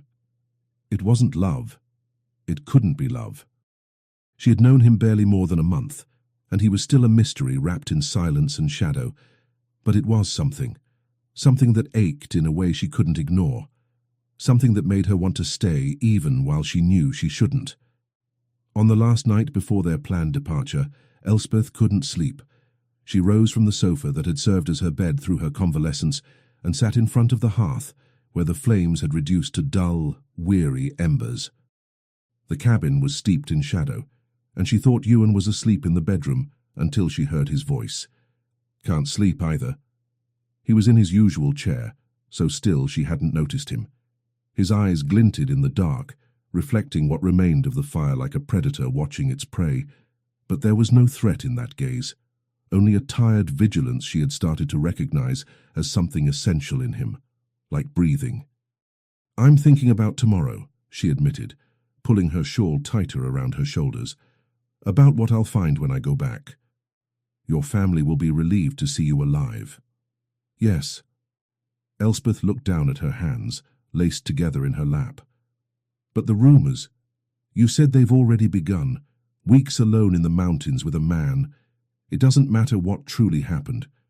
What people imagine is always worse." Ewan didn't answer for a long moment. When he finally spoke, his voice was lower than usual, almost a rough whisper. "I know." "Know what?" "What rumors can do." He leaned forward, elbows on his knees, his face half lit by dying embers. The shadows dug hollows into his features, making him look older, more worn. "My family was destroyed by them once," he said. "By words, by assumptions, by truths no one cared to verify." It was the most personal thing he'd ever offered without her having to fight for it. Elspeth felt her heart quicken. They were crossing some invisible boundary they had avoided for weeks. "What happened?" The silence stretched so long she thought he might not answer at all. And when he did, each word sounded as though it were being pulled from someplace deep and guarded. "My father died from a wound after a supposed accident." He swallowed. "The wound took him slowly. And the words I heard from him before he died took me the same way. Ewan, I spent years feeding a hatred I may not have had the right to feel." He lifted his eyes to hers, and there was something there she had never seen before. Not weakness, disorientation. The look of a man who had lost the ground beneath his own feet. "Years convinced I knew the truth, and now—" He exhaled, his jaw tightening. "Now I don't know what I am." He didn't finish the thought. Elspeth didn't fully understand what he meant, only that it came from a place too old to explain in one night. It didn't feel like accusation. It felt like something in him had broken long before she ever arrived in that cabin, and now, without permission, was beginning to shift. Her voice rose before she could stop it. "My father also died, because of something no one understood," she said quietly. "They accused him of things he didn't do. The shame destroyed him." Heat burned behind her eyes, but she refused to let tears fall. "Sometimes I think we died with him, that we only kept breathing out of habit, out of obligation, because there was no other choice." Ewan stood so abruptly she startled. For a moment she thought he would leave, that her words had crossed a line that could not be crossed, but he didn't go toward the bedroom. Instead, he came closer. He lowered himself near the hearth, kneeling so he was nearly level with her eyes. "You're not dead," he said, his voice rough with something she couldn't name. "You survived. You crossed a storm that should have killed you. You carried a family the world abandoned." He paused as if the next words mattered too much to say carelessly. "That has to count for something." "Does it?" Her voice came out smaller than she intended. "It has to." His eyes held hers. And there was something there that made her chest tighten, something almost vulnerable, almost human. "If it doesn't," he said softly, "then nothing we do matters. Then we're only ghosts pretending we're alive." The distance between them had shrunk without her realizing. Now she could see every detail of him, the thin scar above his brow, the tension carved around his mouth, the strange truth of his eyes up close. They weren't only blue. There were threads of grey and silver in them like storm sky trapped in glass. "Why did you save me?" she whispered. "That night, in the forest, you could have walked past. You could have pretended you didn't see me. I couldn't. Why?" He didn't answer with words. Instead, he raised his hand, slowly as though fighting himself with every inch, and touched her face. Only his fingertips, a brush against her cheek, so light it felt impossible for hands that large, hands so calloused. Hands so used to hard work and cold iron and winter wood. Elspeth closed her eyes. Her heart thundered so loudly she could hear it in her ears. Every nerve in her body knew that touch, knew how rare it was, knew how dangerous. When she opened her eyes again, He had already stepped away. He stood by the window now, his back to her, shoulders rigid, as if they carried a weight no one could see. Moonlight poured silver over the snow still covering the world outside, and his silhouette against that brightness looked carved from stone. "You should sleep," he said, his voice controlled again, distant again. "Tomorrow will be a long day." Elspeth wanted to protest, wanted to cross the space between them and demand explanations, demand he look at her again with that tilt of raw honesty that made her world shift, wanted to ask about the proposal, about what he truly felt, about why a man who carried an old hatred toward her family had chosen to rescue her, care for her, touch her with a tenderness that contradicted everything he refused to say. But something in his posture, something final, closed, stopped her. He had offered more of himself tonight than he had in all the weeks before. Perhaps it was all he could give. Perhaps it was more than he meant to. "Good night, Ewan," she said quietly. "Good night, Miss Drummond." Miss Drummond, not Elspeth. The formality hurt more than it should have after what they had just shared. She lay back down on the sofa and stared at the ceiling until the first light of dawn began to brighten the windows, painting the world in pale rose and gold. Across the room, Ewan did not move from his post by the window. Neither of them slept. When they left the next morning, the sun shone over melting snow, and the world looked fragile, like crystal waiting to shatter. Ewan had saddled 2 horses behind the cabin, one for himself, one for her. He helped her mount with a courtesy so formal it felt like it belonged to another man, in another life, one that did not include poetry by firelight and stolen touches in the dark. Elspeth looked back at the cabin once before they rode out. Dark stone walls, a roof still burdened with snow beginning to loosen, a thin line of smoke rising from the chimney. For a month, that place had been her entire world, her refuge, her prison, her... She couldn't finish the thought. She didn't look back again. She didn't trust herself to watch it disappear into the trees without something inside her breaking. But she felt, beyond reason, beyond logic, that something essential was being left behind, something that could never be recovered, no matter how many winters returned, no matter how many storms she survived. Beside her, Ewan rode in silence, his face once again a mask of stone and determination. The Highlander, the Duke, the man who had saved her, and now carried her back to the world that would destroy her. They rode for 4 hours through trails made treacherous by thawing snow. Ewan knew every curve, every slope, every place where ice gathered beneath a deceptively soft layer of fresh white. He guided her with the same quiet competence he had shown from the beginning, careful, efficient, impossible to read. When the first houses of Glencairn rose on the horizon, Elspeth felt her stomach tighten. And when they reached the village square, the looks that met them confirmed everything she had feared. Faces turned, conversations died mid-sentence.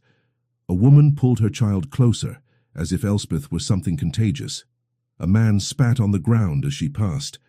And everywhere, in eyes, in whispers, in cruel little smiles, judgment had already been delivered. The lost Drummond daughter had returned. And she had brought with her the proof the world had always wanted, that the Drummonds were cursed and their women were made to fall. Beside her, Ewan stiffened in the saddle. Elspeth didn't need to look at him to know he saw it. He understood it. He felt the weight of those stares like stones thrown at them. The verdict had already begun, and the truth, like always, didn't matter to anyone at all. Chapter 8. The Truth That Cuts. Ewan watched the village faces close like locked doors, and something inside him, something he had spent 6 years building with meticulous care, began to crack. He knew those looks. He had seen them turned on his own family in the months after his father's death, when whispers about the hunt still drifted through Edinburgh's salons like smoke that refused to clear.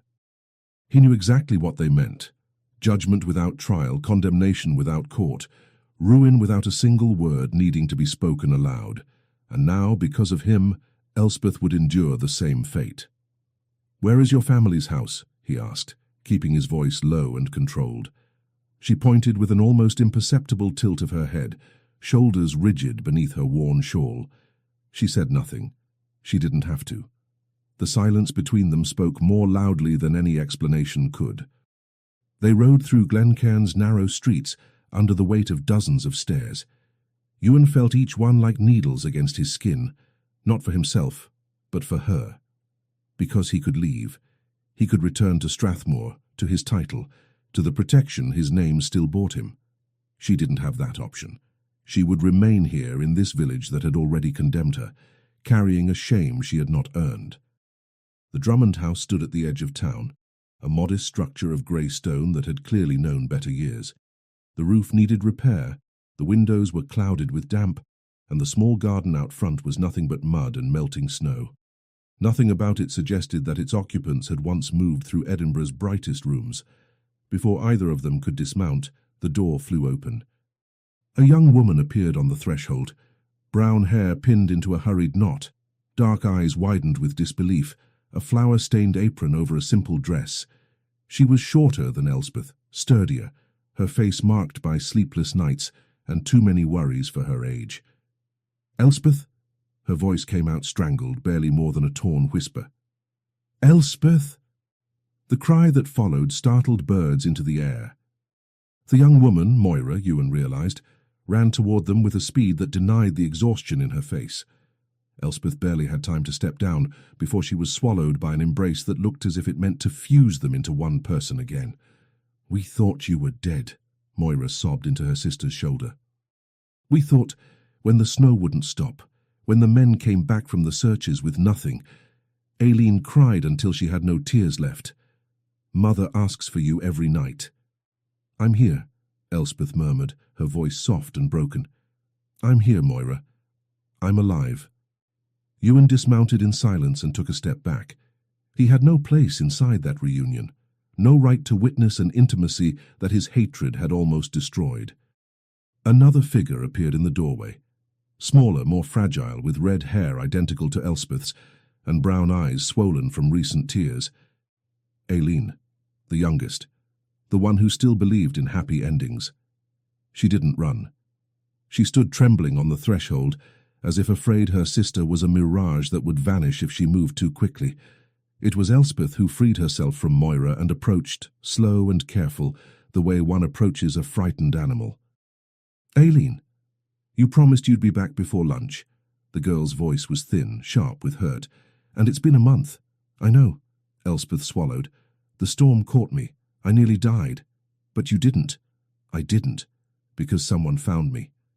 Aileen's gaze lifted, met Ewan's for the first time. There was distrust there, the healthy distrust of a child who had learned too early that the world was not kind to people like them. Unlike her sisters, Aileen looked the way survivors look. She noticed boots, scars, posture, the shape of a man's quiet. And then, before any of them could speak again, a rough voice cracked from down the street, as if it had been stored up for years just to be released in that instant. "Miss Elspeth, we all thought you were dead." The speaker approached slowly. His eyes moved from Elspeth to Moira, and then stopped on Ewan, and stayed there. The older man didn't speak for several seconds. He only stared. Then he tilted his head slightly, as if comparing Ewan's face to another he had once known. "Forgive my boldness," he said at last, doubt heavy in his tone. "But are you a Mackintosh, sir?" The silence shut like a door. Moira's brow furrowed. "Why would you ask that?" The old man didn't look away from Ewan. "Because I knew the former Duke of Strathmore. Not well. But well enough to recognize when something is too similar to be coincidence." He made a vague gesture toward Ewan's face. "The eyes. They're the Duke's eyes." Ewan felt the air thin. It wasn't accusation. It wasn't a public denunciation. It was a simple question. And precisely because it was simple, it couldn't be dodged. Ewan understood in that moment that any lie would be crueler than the truth. To lie in front of them, in front of Elspeth, would be to repeat the very kind of rot his father had taught him to hate. He turned slowly toward the man, every movement deliberate, as if each gesture were in agreement with what would follow. "I am," he said. The word fell too heavy for something so short. The old man closed his eyes for a brief second, as if confirming something he wished he couldn't confirm. Then I wasn't mistaken. Moira took one step back.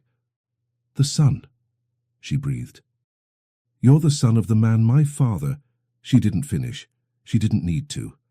Elspeth didn't move, not because she didn't want to, because the world had just rearranged itself around her without asking permission. For weeks she had seen only a man, a presence, silent care. Now that same man carried a name that turned every past kindness into something too dangerous to touch. She turned to him, slowly, and what was in her eyes was not anger. It was betrayal. "My name is Ewan Mackintosh," he said, his voice low, firm, irreversible. "6th Duke of Strathmore, Chief of Clan Mackintosh." The old man made the sign of the cross, as if the name itself summoned something ancient. Elspeth didn't scream. What appeared on her face was worse, a blankness opening exactly where trust had lived. "You knew," she said, flat, without emotion. "From the beginning." "Elspeth, when did you find out who I was?" She took a step toward him. "When I was fevered. When I was calling for my father." "Yes." The word dropped between them like stone in still water. Elspeth didn't flinch, didn't shout. She simply stood there, absorbing the weight of that answer. Her silence was worse than accusation. "You cared for me," she said finally. "You held my hand while I cried for the man you believe killed your father. I didn't—" "You offered me marriage." Her voice lifted slightly. "Marriage, even knowing everything." "Why?" Ewan opened his mouth and found that the words refused to line up into something clean. How could he explain that the hatred he'd carried his entire adult life had started to feel wrong? That every day in the cabin had worn down certainties he believed unbreakable? That looking at her was like looking into a mirror that showed him what he might have been if he hadn't chosen rage? "Because I couldn't do it any other way," he said at last, quiet, without defense. "I knew that when you returned your reputation would be stained, not by something you did, but because the world always needs an ugly story to tell." He held her gaze. "When I saw you in the snow, I didn't see a Drummond." The words cost him physically. "I saw a woman dying, someone who needed to be carried, protected, saved." He looked away for one brief second, as if that were the hardest part. "And then—" he swallowed. "Then in the cabin, day after day, I tried. Believe me, I tried. I tried to remember the enemy you were supposed to be." "The enemy I was supposed to be," Elspeth repeated it slowly, testing each syllable like a blade against skin. "Is that what I am to you? What I always was?" "It's what I swore you would be." His jaw tightened. "It's what my father made me promise. Your father." Her voice hardened. "The same father who spent a year poisoning you against my family. My father spent a year dying." The old anger rose despite his efforts to hold it down. "Dying from a wound your father caused. It was an accident. It's what everyone said." His voice sharpened, then steadied. "But I wasn't there. And my father told me what he saw in your father's eyes before the shot. Something no one else wanted to see." "And you believed him," she said. Not a question. "You believed the words of a man who was dying in pain, who maybe just wanted his suffering to mean something more than bad luck." The thought hit Ewan like a fist, because it was possible. Because he had never allowed the possibility to exist. "What should I have done?" he demanded, rougher than he meant. "Should I have revealed myself and told you I'd spent years hating a dead man? Should I have told you that when I learned who you were?" His tongue stuck to the worst truth of all. "A part of me thought the snow should have taken you." The silence that followed was absolute. Elspeth stepped back as if he'd struck her. Behind her, Moira made a low sound, not shock but confirmation, as if she had always known no Mackintosh could be trusted. "Go," Elspeth said, so softly he almost didn't hear. "I'm grateful for what you did, but I think everything ends here." "Elspeth, I didn't mean—" "You did." She lifted a hand, stopping him. "Maybe not for long, maybe only for a moment. But you did." Moira moved then, crossing the distance in 3 firm strides. She took Elspeth by the elbow, not with force but with purpose, and began guiding her toward the house. The gesture of someone shutting borders, drawing a line no one crosses. Aileen lingered for one heartbeat longer, her young eyes, far too old for her face, fixed on Ewan's tartan as if it were a serpent wrapped around his chest. Then she looked at Elspeth, and something passed between them that didn't need words. A silent, "I warned you." A silent, "The forest was hungry." Then she turned and followed her sisters inside, and the door shut with a finality that echoed down the street, through the watching villagers, through Ewan's bones. He remained still for a long moment. Sunlight filtered through the clouds, spilling pale orange over the thawing snow, as if the day itself was breathing with difficulty. The old man who had recognized him drifted away, walking slowly, head bowed, like someone carrying more than age should allow. One by one, the people of Glencairn began to disperse, careful steps, murmurs traded in low voices, stories already forming, stories that would find a way to become truth before morning. None of that mattered. What mattered was Elspeth's face when he admitted that some part of him had wanted her to die. What mattered was the trust he had shattered with a truth he should have spoken weeks before. What mattered was that, for the first time in 6 years, the hatred that had kept him standing didn't feel righteous. It felt monstrous. He mounted his horse and rode out of Glencairn without looking back. He didn't trust himself to see that door closed and not break apart. But he didn't get far. At the edge of the village, a man blocked his path, short, thick, pockmarked, his eyes openly hostile. "The Duke of Strathmore," the man said, spitting the title like poison. "You had your fun with a Drummond girl, didn't you?" Ewan tightened the reins, forcing the horse to stop. "She deserves respect," he said, low, controlled. "I saved her life. I brought her home." "Saved her?" Another man stepped forward, younger, more furious. "After weeks alone with her in the mountains, her life may be saved, but her honor—" He spat onto the melting snow. "Her honor is as dead as her father." Ewan felt his blood go cold, not with fear. He could face 5 men if he had to, and they knew it. Cold because they were right, because everything they said would be true to the world, even if the details were wrong. "You will leave her alone," he said, quiet and dangerous. "She did nothing wrong." "Nothing wrong?" The first man took another step, smiling with a cruelty that made Ewan's stomach tighten. "She spent a month under a Macintosh roof. Everyone knows what that suggests. It doesn't matter what you did or didn't do." The man's smile widened. "It matters what people believe, and people will believe the worst. They always do." Ewan looked around at the faces gathering near the road, closed, hostile, hungry for someone to blame, and he understood something with sudden, brutal clarity. Leaving would not protect Elspeth. Leaving would simply abandon her to their judgment. His absence would not erase the story. It would only ensure she stood alone beneath it. "Move," he said again, but this time his voice didn't carry the intention of departure. It carried something else, the certainty that leaving now would be cowardice. He stayed in Glencairn. Night fell, and Ewan could not close his eyes. The village slept. He did not. Each hostile face from the afternoon returned to him like a calculation, not anger keeping him awake, something worse.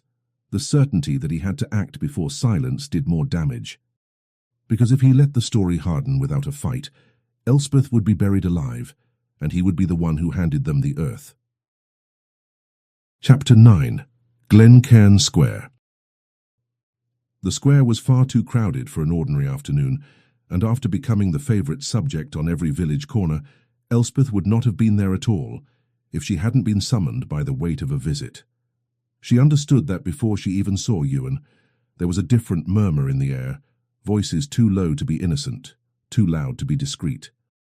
People gathered in small clusters, breaking off conversations the moment she passed, turning their faces away a heartbeat too late to pretend nothing had happened. It was a kind of attention that didn't need words to cut. She felt Moira stiffen beside her. "Something is wrong," her sister murmured, drawing closer as if a body could shield another body from a village. Elspeth nodded but didn't answer. She already knew. He was there. Ewan stood at the centre of the square near the stone fountain. Too tall, too still. like a man who had decided he would not step back even once. Several village men surrounded him, not as allies, but as silent witnesses. No one smiled. No one looked comfortable. When their eyes met, the impact struck Elspeth like a physical blow. There was no rage on his face. There was something worse, a controlled, cold hardness, carefully built over something that looked ready to collapse. "Mrs. Drummond," he said, voice steady enough for everyone to hear without needing to be loud. "We need to speak." Speak. The word sounded almost ridiculous in that setting. "Here?" she asked, equally controlled, though her heart had begun to beat too fast. "In front of everyone? This is where everyone enjoys judging your life without caring for the truth," he replied. "So let it be here that the truth is heard as well." A murmur rippled through the square. Elspeth felt Moira shift beside her, ready to step in. Elspeth lifted a hand, quietly asking her sister not to. Not because she was brave, because running now would only confirm what they already wanted to believe. "Then say it," Elspeth said. "What needs to be clarified?" Ewan drew a breath, and for a brief moment it looked as though he was fighting himself. "For years," he began, "I believed your father was responsible for my father's death. I believed it was cowardice. That he fired to escape the consequences of a confrontation he himself provoked." The words landed inside her like an old blade, familiar, already buried, already rusted into the deepest part of her life. "That version traveled quickly," she said. "It still travels quickly." "Yes," he nodded slowly. "Too quickly, too neatly." Some of the men exchanged looks. The square had fallen silent now, an attentive, dangerous silence. "There are things," Ewan continued, "that do not fit that story." They never did. Elspeth felt her blood turn to ice. It wasn't a direct accusation. It was something more uncertain, more unstable. "And what, exactly, are you insinuating, Your Grace?" someone demanded from behind them. Ewan did not take his eyes off Elspeth. "I'm saying that perhaps not everything was told." His voice didn't rise, but it carried. "Not by me, not by you, not by the newspapers." The word newspapers dropped like a stone into still water. Elspeth opened her mouth to defend her father, to repeat truths she had spoken so many times they had begun to sound like echoes, when Moira stepped forward. "Enough." The word came out firm, clear, unexpectedly powerful. Every head turned toward her. "This is not a court," Moira went on, "not a trial, and certainly not a spectacle to satisfy the curiosity of those who lost nothing that day." "Moira," Elspeth tried. "No." Her sister did not turn. "Enough." Moira faced Ewan directly. "If something must be said, then say it in private. Not here, not like this, not at the cost of one more public humiliation." The silence that followed was thick as snow before it falls. Ewan held Elspeth's gaze for a long moment. Conflict moved behind his eyes, not the loud kind, but the kind that happens inside a man when old certainties begin to crumble. When he spoke again, his tone did not seek authority. It sought control. "Perhaps this isn't the ideal place," he said slowly. "But this is where the whispers were born, and this is where they must end." A murmur passed through the square. Then he turned, not only to Elspeth, but to everyone. "For years, I believed I knew the truth about my father's death. I believed it because it was simple." His voice sharpened with honesty, not anger, because hatred needs simple versions in order to survive. He paused. "Today, I know only this. We may never know the whole truth. We may never know who was wrong, or whether there was any mistake at all."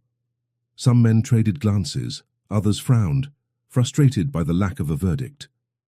"What I do know," Ewan continued, voice firmer now, "is that turning suspicion into a sentence destroyed 2 families, and I will not allow it to keep destroying this one." The silence became absolute. "The Drummond family is not responsible for the stories people tell about them, not for what was written, not for what was whispered." His words fell like iron on stone, "and certainly not for the hatred I fed for far too long." He drew a breath, then looked back at Elspeth. There was no defense in him, no pleading, only naked truth.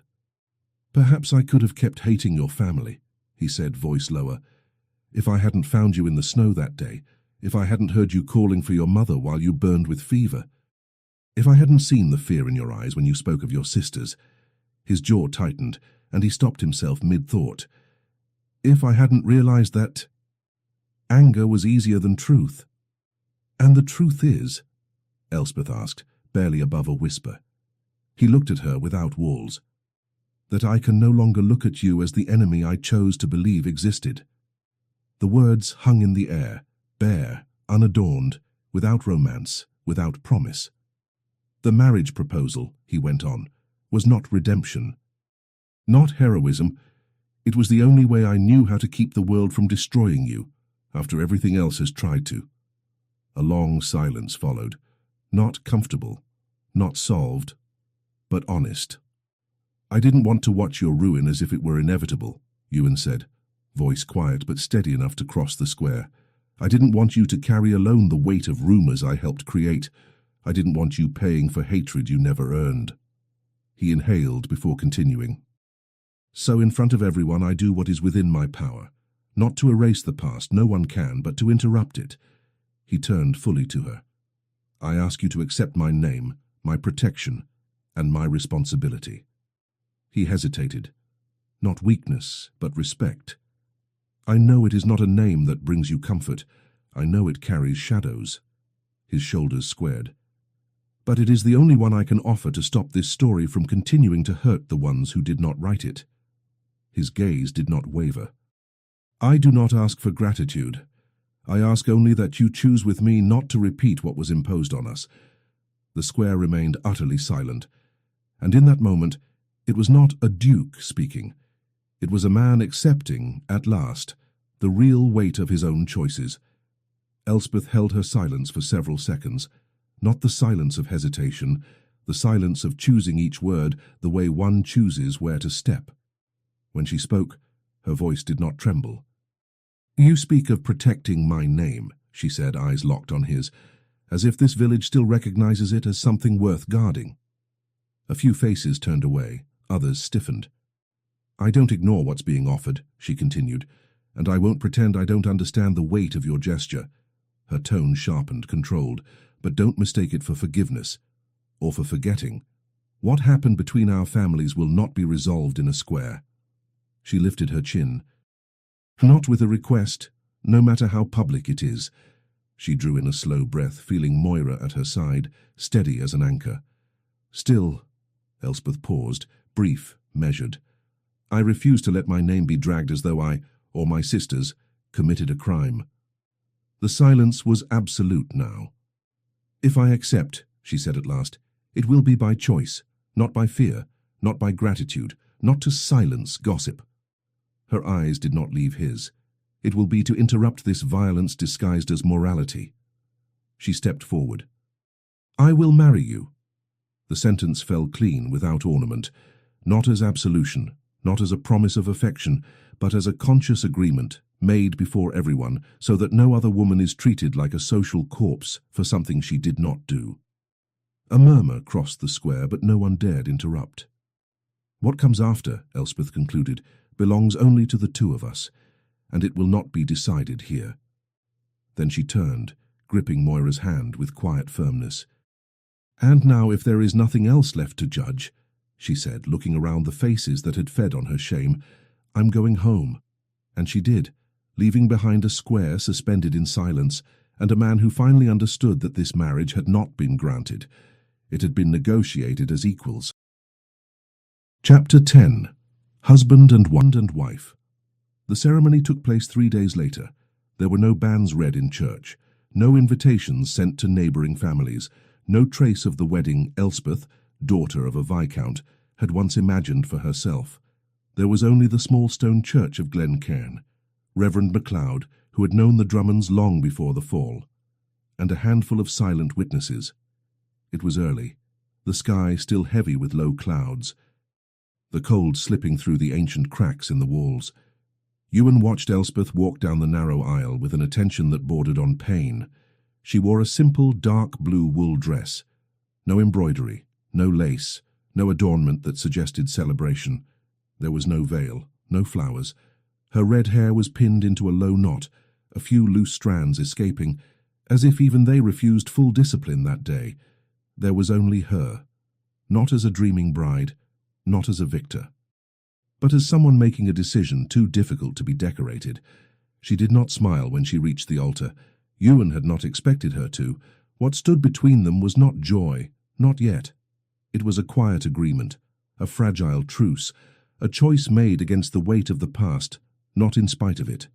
When the Reverend began the ritual words, Ewan heard them as if from a distance, muffled by his own awareness. Husband and wife. The words felt larger than he knew how to carry. When it was his turn to speak the vows, he promised honor, fidelity, and care with a clarity that bordered on penance.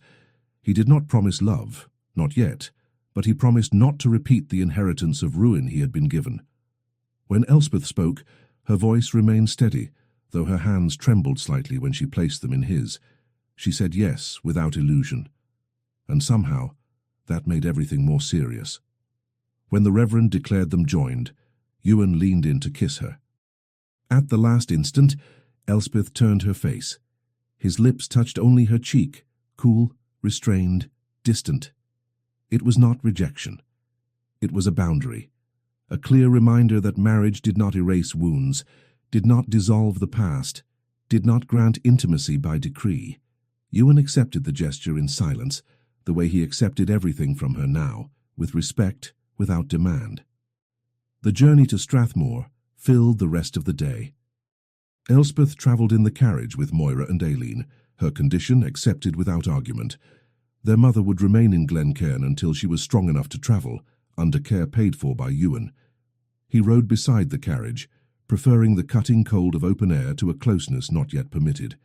Through the fogged glass he saw Elspeth seated between her sisters, gaze fixed on the passing landscape, already distant, as though part of her had gone ahead alone. When Strathmore appeared on the horizon, imposing beneath the darkening sky, Ewan felt no pride. He felt weight. The stone manor, solid, ancient, steeped in centuries of dominion, seemed less a home than a witness to everything he had inherited without choosing. The servants waited in ordered silence. The housekeeper, Mrs. Crawford, greeted Elspeth with practiced reverence, calling her Your Grace as naturally as breathing. Elspeth answered with equal composure. She wore the role with a precision that unsettled him. There was no visible anger, no theatrical resistance, only a courteous distance that reminded him with every gesture that this marriage was not yet a meeting. The days that followed settled into a clear rhythm. Elspeth stayed surrounded by her sisters, took her meals accompanied, retired early. The Duchess's chamber remained separated from his by a door that was always closed. Ewan did not try to open it, not from fear, but from respect. In the third week of marriage, he began reorganizing old property documents, ancient debts, poorly recorded leases, verbal agreements passed down through generations. That was when he found the journal. He did not read it at once. He recognized his father's handwriting on the worn spine and felt something tighten in his chest. He put it away, closed the drawer, stepped back. He was not ready. But that night, alone in his study, he opened the volume. There were no emotional confessions. There were records, old promissory notes, borderland maps, annotations about agreements never formalized, correspondence revealing persistent, illegal attempts to claim land that did not belong to the Macintoshes. There was no absolution there. There was proof. Proof that the dispute between their fathers had not been only tragedy, but also administrative abuse, power misused, threats carefully veiled. Ewan closed the journal with steady hands. The truth no longer shocked him. But now he could repair it. He rose and walked to the window. Moonlight washed Strathmore in the same cold glow it always had. Somewhere in the house, Elspeth slept, or pretended to, carrying a past that still pressed upon her father's name. He knew what needed to be done, but not yet, not without her. The truth did not belong to him alone. And for the first time since the oath he had sworn 6 years earlier, Ewan understood that redemption could not be imposed. It had to be granted. And it would have to come from her hands. Chapter 11. The choice. Elspeth was not sleeping. She sat at the small writing desk in the Duchess's chamber, the candle burned low, the paper before her still blank. Since arriving at Strathmore, the room had remained too immaculate, too large, too quiet, as if it had been prepared for another woman, a version of her that no longer existed. On the desk lay a yellowed envelope. The wax seal had been broken years ago. The letter had been read only a handful of times, always in silence, always with care. Not because it hurt too much, but because it changed everything each time it was read. Elspeth traced her fingers along the edge of the paper. She had known what she needed to do since the square in Glencairn, since the moment she saw the hatred in Ewan's eyes collapse, not in rage, but in confusion. Since she realized he was not the enemy she had imagined, but another heir trying to survive the sins of his father. The knock at the door did not startle her. She had been expecting it. Elspeth. Ewan's voice came low and contained, as though he were careful not to intrude upon the space she had built between them. She stood, drew a steady breath, and opened the door. He stood there without his coat, wearing only a dark shirt, sleeves rolled up as if he had forgotten himself. His pale eyes looked more tired than in the days before, not exhausted but too alert, like a man who had reached a decision and did not know if it would be accepted. "May I come in?" he asked. She stepped aside to let him pass. Neither of them spoke as he crossed the room. The fire murmured softly in the hearth. The Highland wind pressed against the windows. There was something solemn in the silence, as if this were a moment that could not be repeated. "I found my father's documents," Ewan said at last. "Records, proof, lands he tried to claim without right. Threats disguised as agreements." He inhaled slowly. "I did not come to justify him. I came to say I can correct part of what was done." She nodded, calm. "I know." He frowned slightly. "How?" Elspeth walked to the desk and picked up the envelope. The letter only her mother had read, and later, when illness took her strength, had given to Elspeth. "Because 3 years ago, long before you found me in the snow, I already knew half the truth," she said, turning to face him. "And now you need to know the other half." She held out the letter. Ewan took it with hesitant hands, not from fear, but from respect. And he read, "My daughters, if you are reading this letter, it is because I lacked the courage to say in life what I now write. I was not as innocent as you may wish to believe, nor was I the cruel man the papers portrayed. There were disputes before that hunt, lands that should never have been questioned, pressures applied with too much politeness to be called threats, and too much force to be ignored. I knew that resistance meant losing everything. I also knew that yielding meant accepting an injustice I could never explain to you. That day on the hunt, I carried more than a weapon. I carried fear. I carried anger. I carried the certainty that I was already cornered. I do not know, and may never know, whether the shot was accident, error, or the consequence of everything that had been buried in silence. What I do know is that if I spoke, if I exposed the agreements, the records, the pressures, my daughters would be destroyed by a world that does not forgive women who inherit men's conflicts. So I stayed silent. But I know now that silence did not save us, because by saying nothing, I allowed others to tell the story for me. I do not ask for absolution. I ask only that my silence not become an inheritance of guilt. If this truth ever comes to light, let it be when you are strong enough to survive the knowledge that I may not be the man you believed me to be. With love and failings, your father." Ewan read in silence, once, then again. His expression remained controlled, but something within him shifted, as though old pieces were finally finding their place. When he finished, he closed his eyes briefly. "He knew," he murmured. "Your father knew mine was in the wrong, and still he carried the blame alone," she finished, "not to protect himself, but to protect us, so we would never be tied to the dispute." Silence settled between them again. It was no longer heavy. It was final. "You did not owe me this," Ewan said quietly. "You could have kept the letter. You could have let me live with an incomplete guilt." "I didn't do this for you," she replied evenly. "I did it because I no longer want to live under lies, Not your father's, not mine. She met his gaze. And because I don't want our marriage built on silence. He looked at her as though that were the hardest truth of all. Our marriage, he repeated. You still call it that. It is what it is, she said. A fact. A choice. Not an empty promise. Ewan stepped closer but stopped short of her space. I will not ask forgiveness for what my father did, he said. I have no right to ask for something you may never be able to give, but you must know this. His voice faltered for a single breath. If you decide to leave tomorrow, I will accept it. I will secure your freedom, your family's safety. Your name will be cleared with the documents I found. I will not use this marriage as a chain. The weight of it struck her harder than she expected. You would let me go. If that is the only way not to repeat what our parents did, yes. She studied him for a long moment.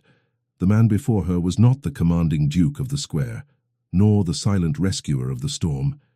He was someone in reconstruction, imperfect, vulnerable, acutely aware of his own weight. I don't know if I love you, she said at last. Not yet.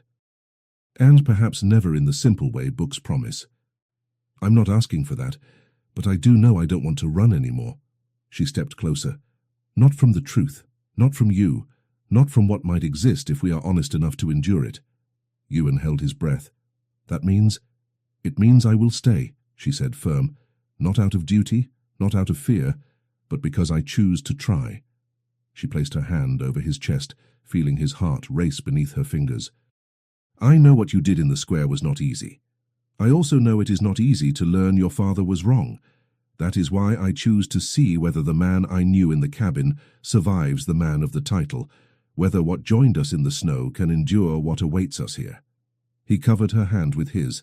I will prove it, he said, not with promises, with choices. She nodded. Then begin by respecting what I still cannot give. Always. She was the one who leaned in first. The kiss held no urgency, no hunger, no triumph. It was brief, measured, a meeting of lips that demanded nothing beyond what both were willing to offer in that moment. Presence. When they parted, she rested her forehead against his. The door, she said softly. It can remain unlocked. That is all I can offer for now. It is more than I expected. Ewan smiled, not wide, not victorious, but true. Side by side they walked to the window. The sky was beginning to pale, dawn slowly dissolving the dark blue of night. A new day rose over Strathmore. Nothing was resolved, but nothing remained hidden. And for the first time, Elspeth felt that this choice, difficult, imperfect, conscious, was truly her own. Epilogue. Winter returned to the Highlands a year later, laying its white mantle over the mountains, the same snow that had nearly claimed Elspeth's life. Now she watched it fall through the tall windows of Strathmore, a warm cup of tea cradled between her hands, the fire crackling softly behind her. This time she was not alone. You're thinking again. Ewan's voice came from behind her, followed by the quiet sound of his steps across the wooden floor.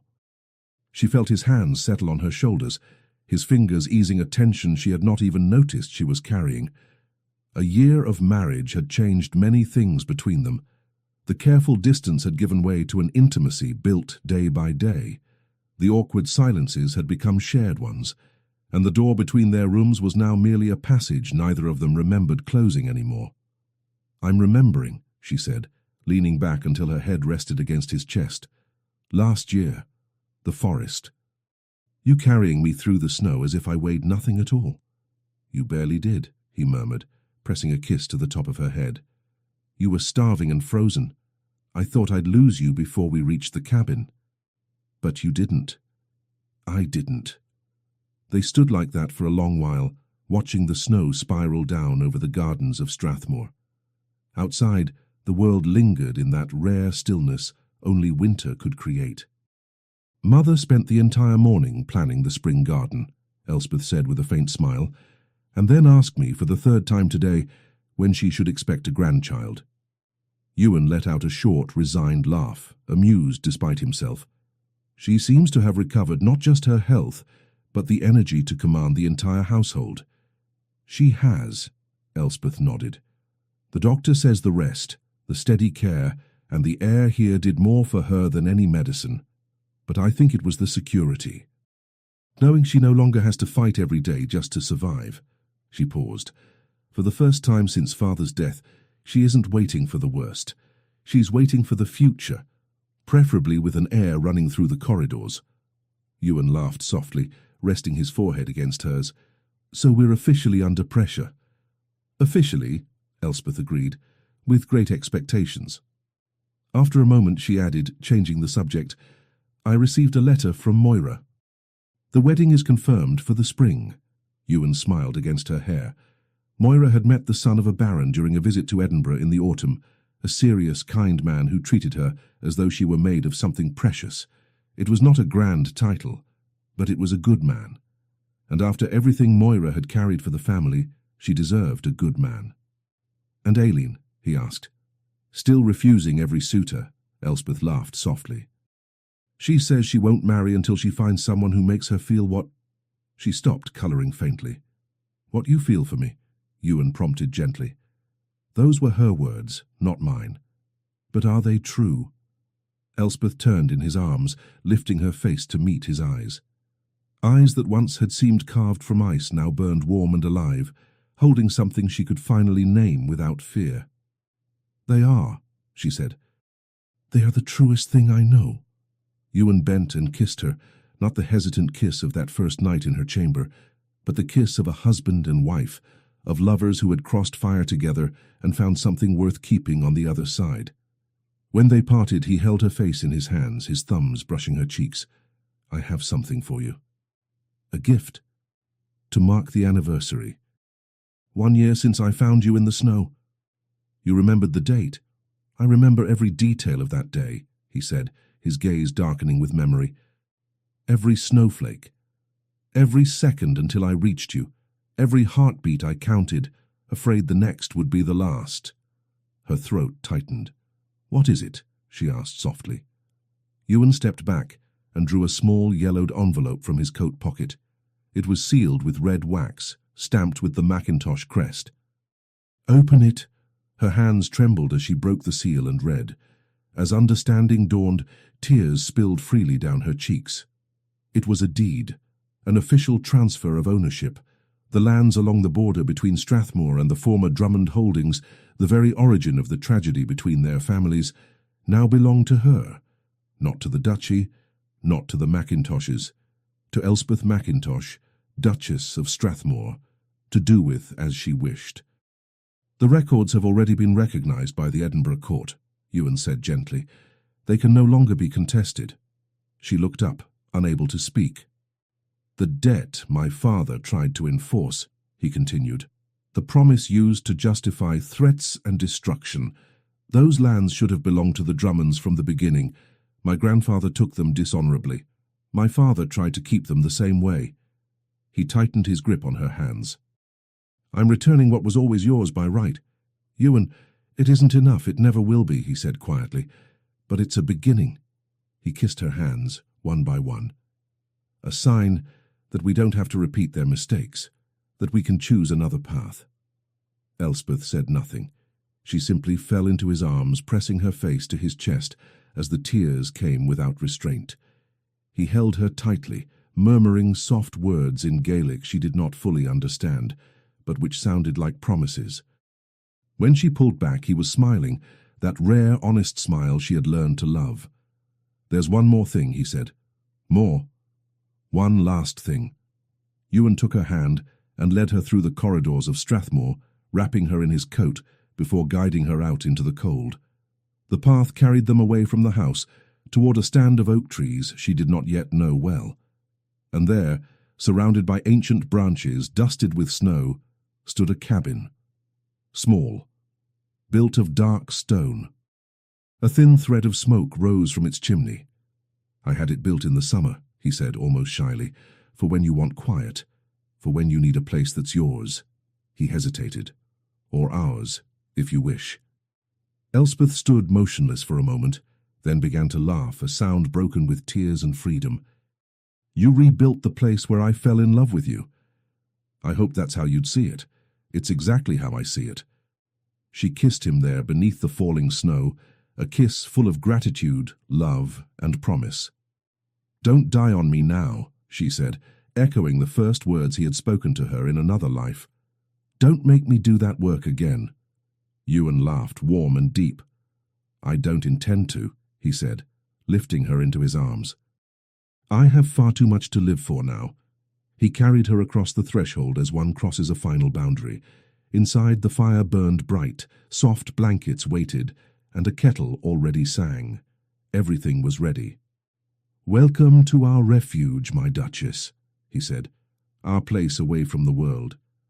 Elspeth looked around, at the stone walls, the dancing fire, the man watching her with a love she finally allowed herself to deserve, and knew she had found her place. Not in the title, not in the land, but there, in the arms of a man who had begun as her enemy and become her home. The love born in the cruel cold of that first winter had endured the truth. It had crossed pain, betrayal, inherited ghosts, and it had survived because they chose it. Not by fate, not by chance, but by will. "I love you," she said, surprised by the simplicity of it. Ewan smiled, radiant, and kissed her again. "That much is clear," he murmured. "But I'll never tire of hearing it." Outside, winter continued its silent reign over the Highlands, but inside the cabin there was only warmth, only peace, only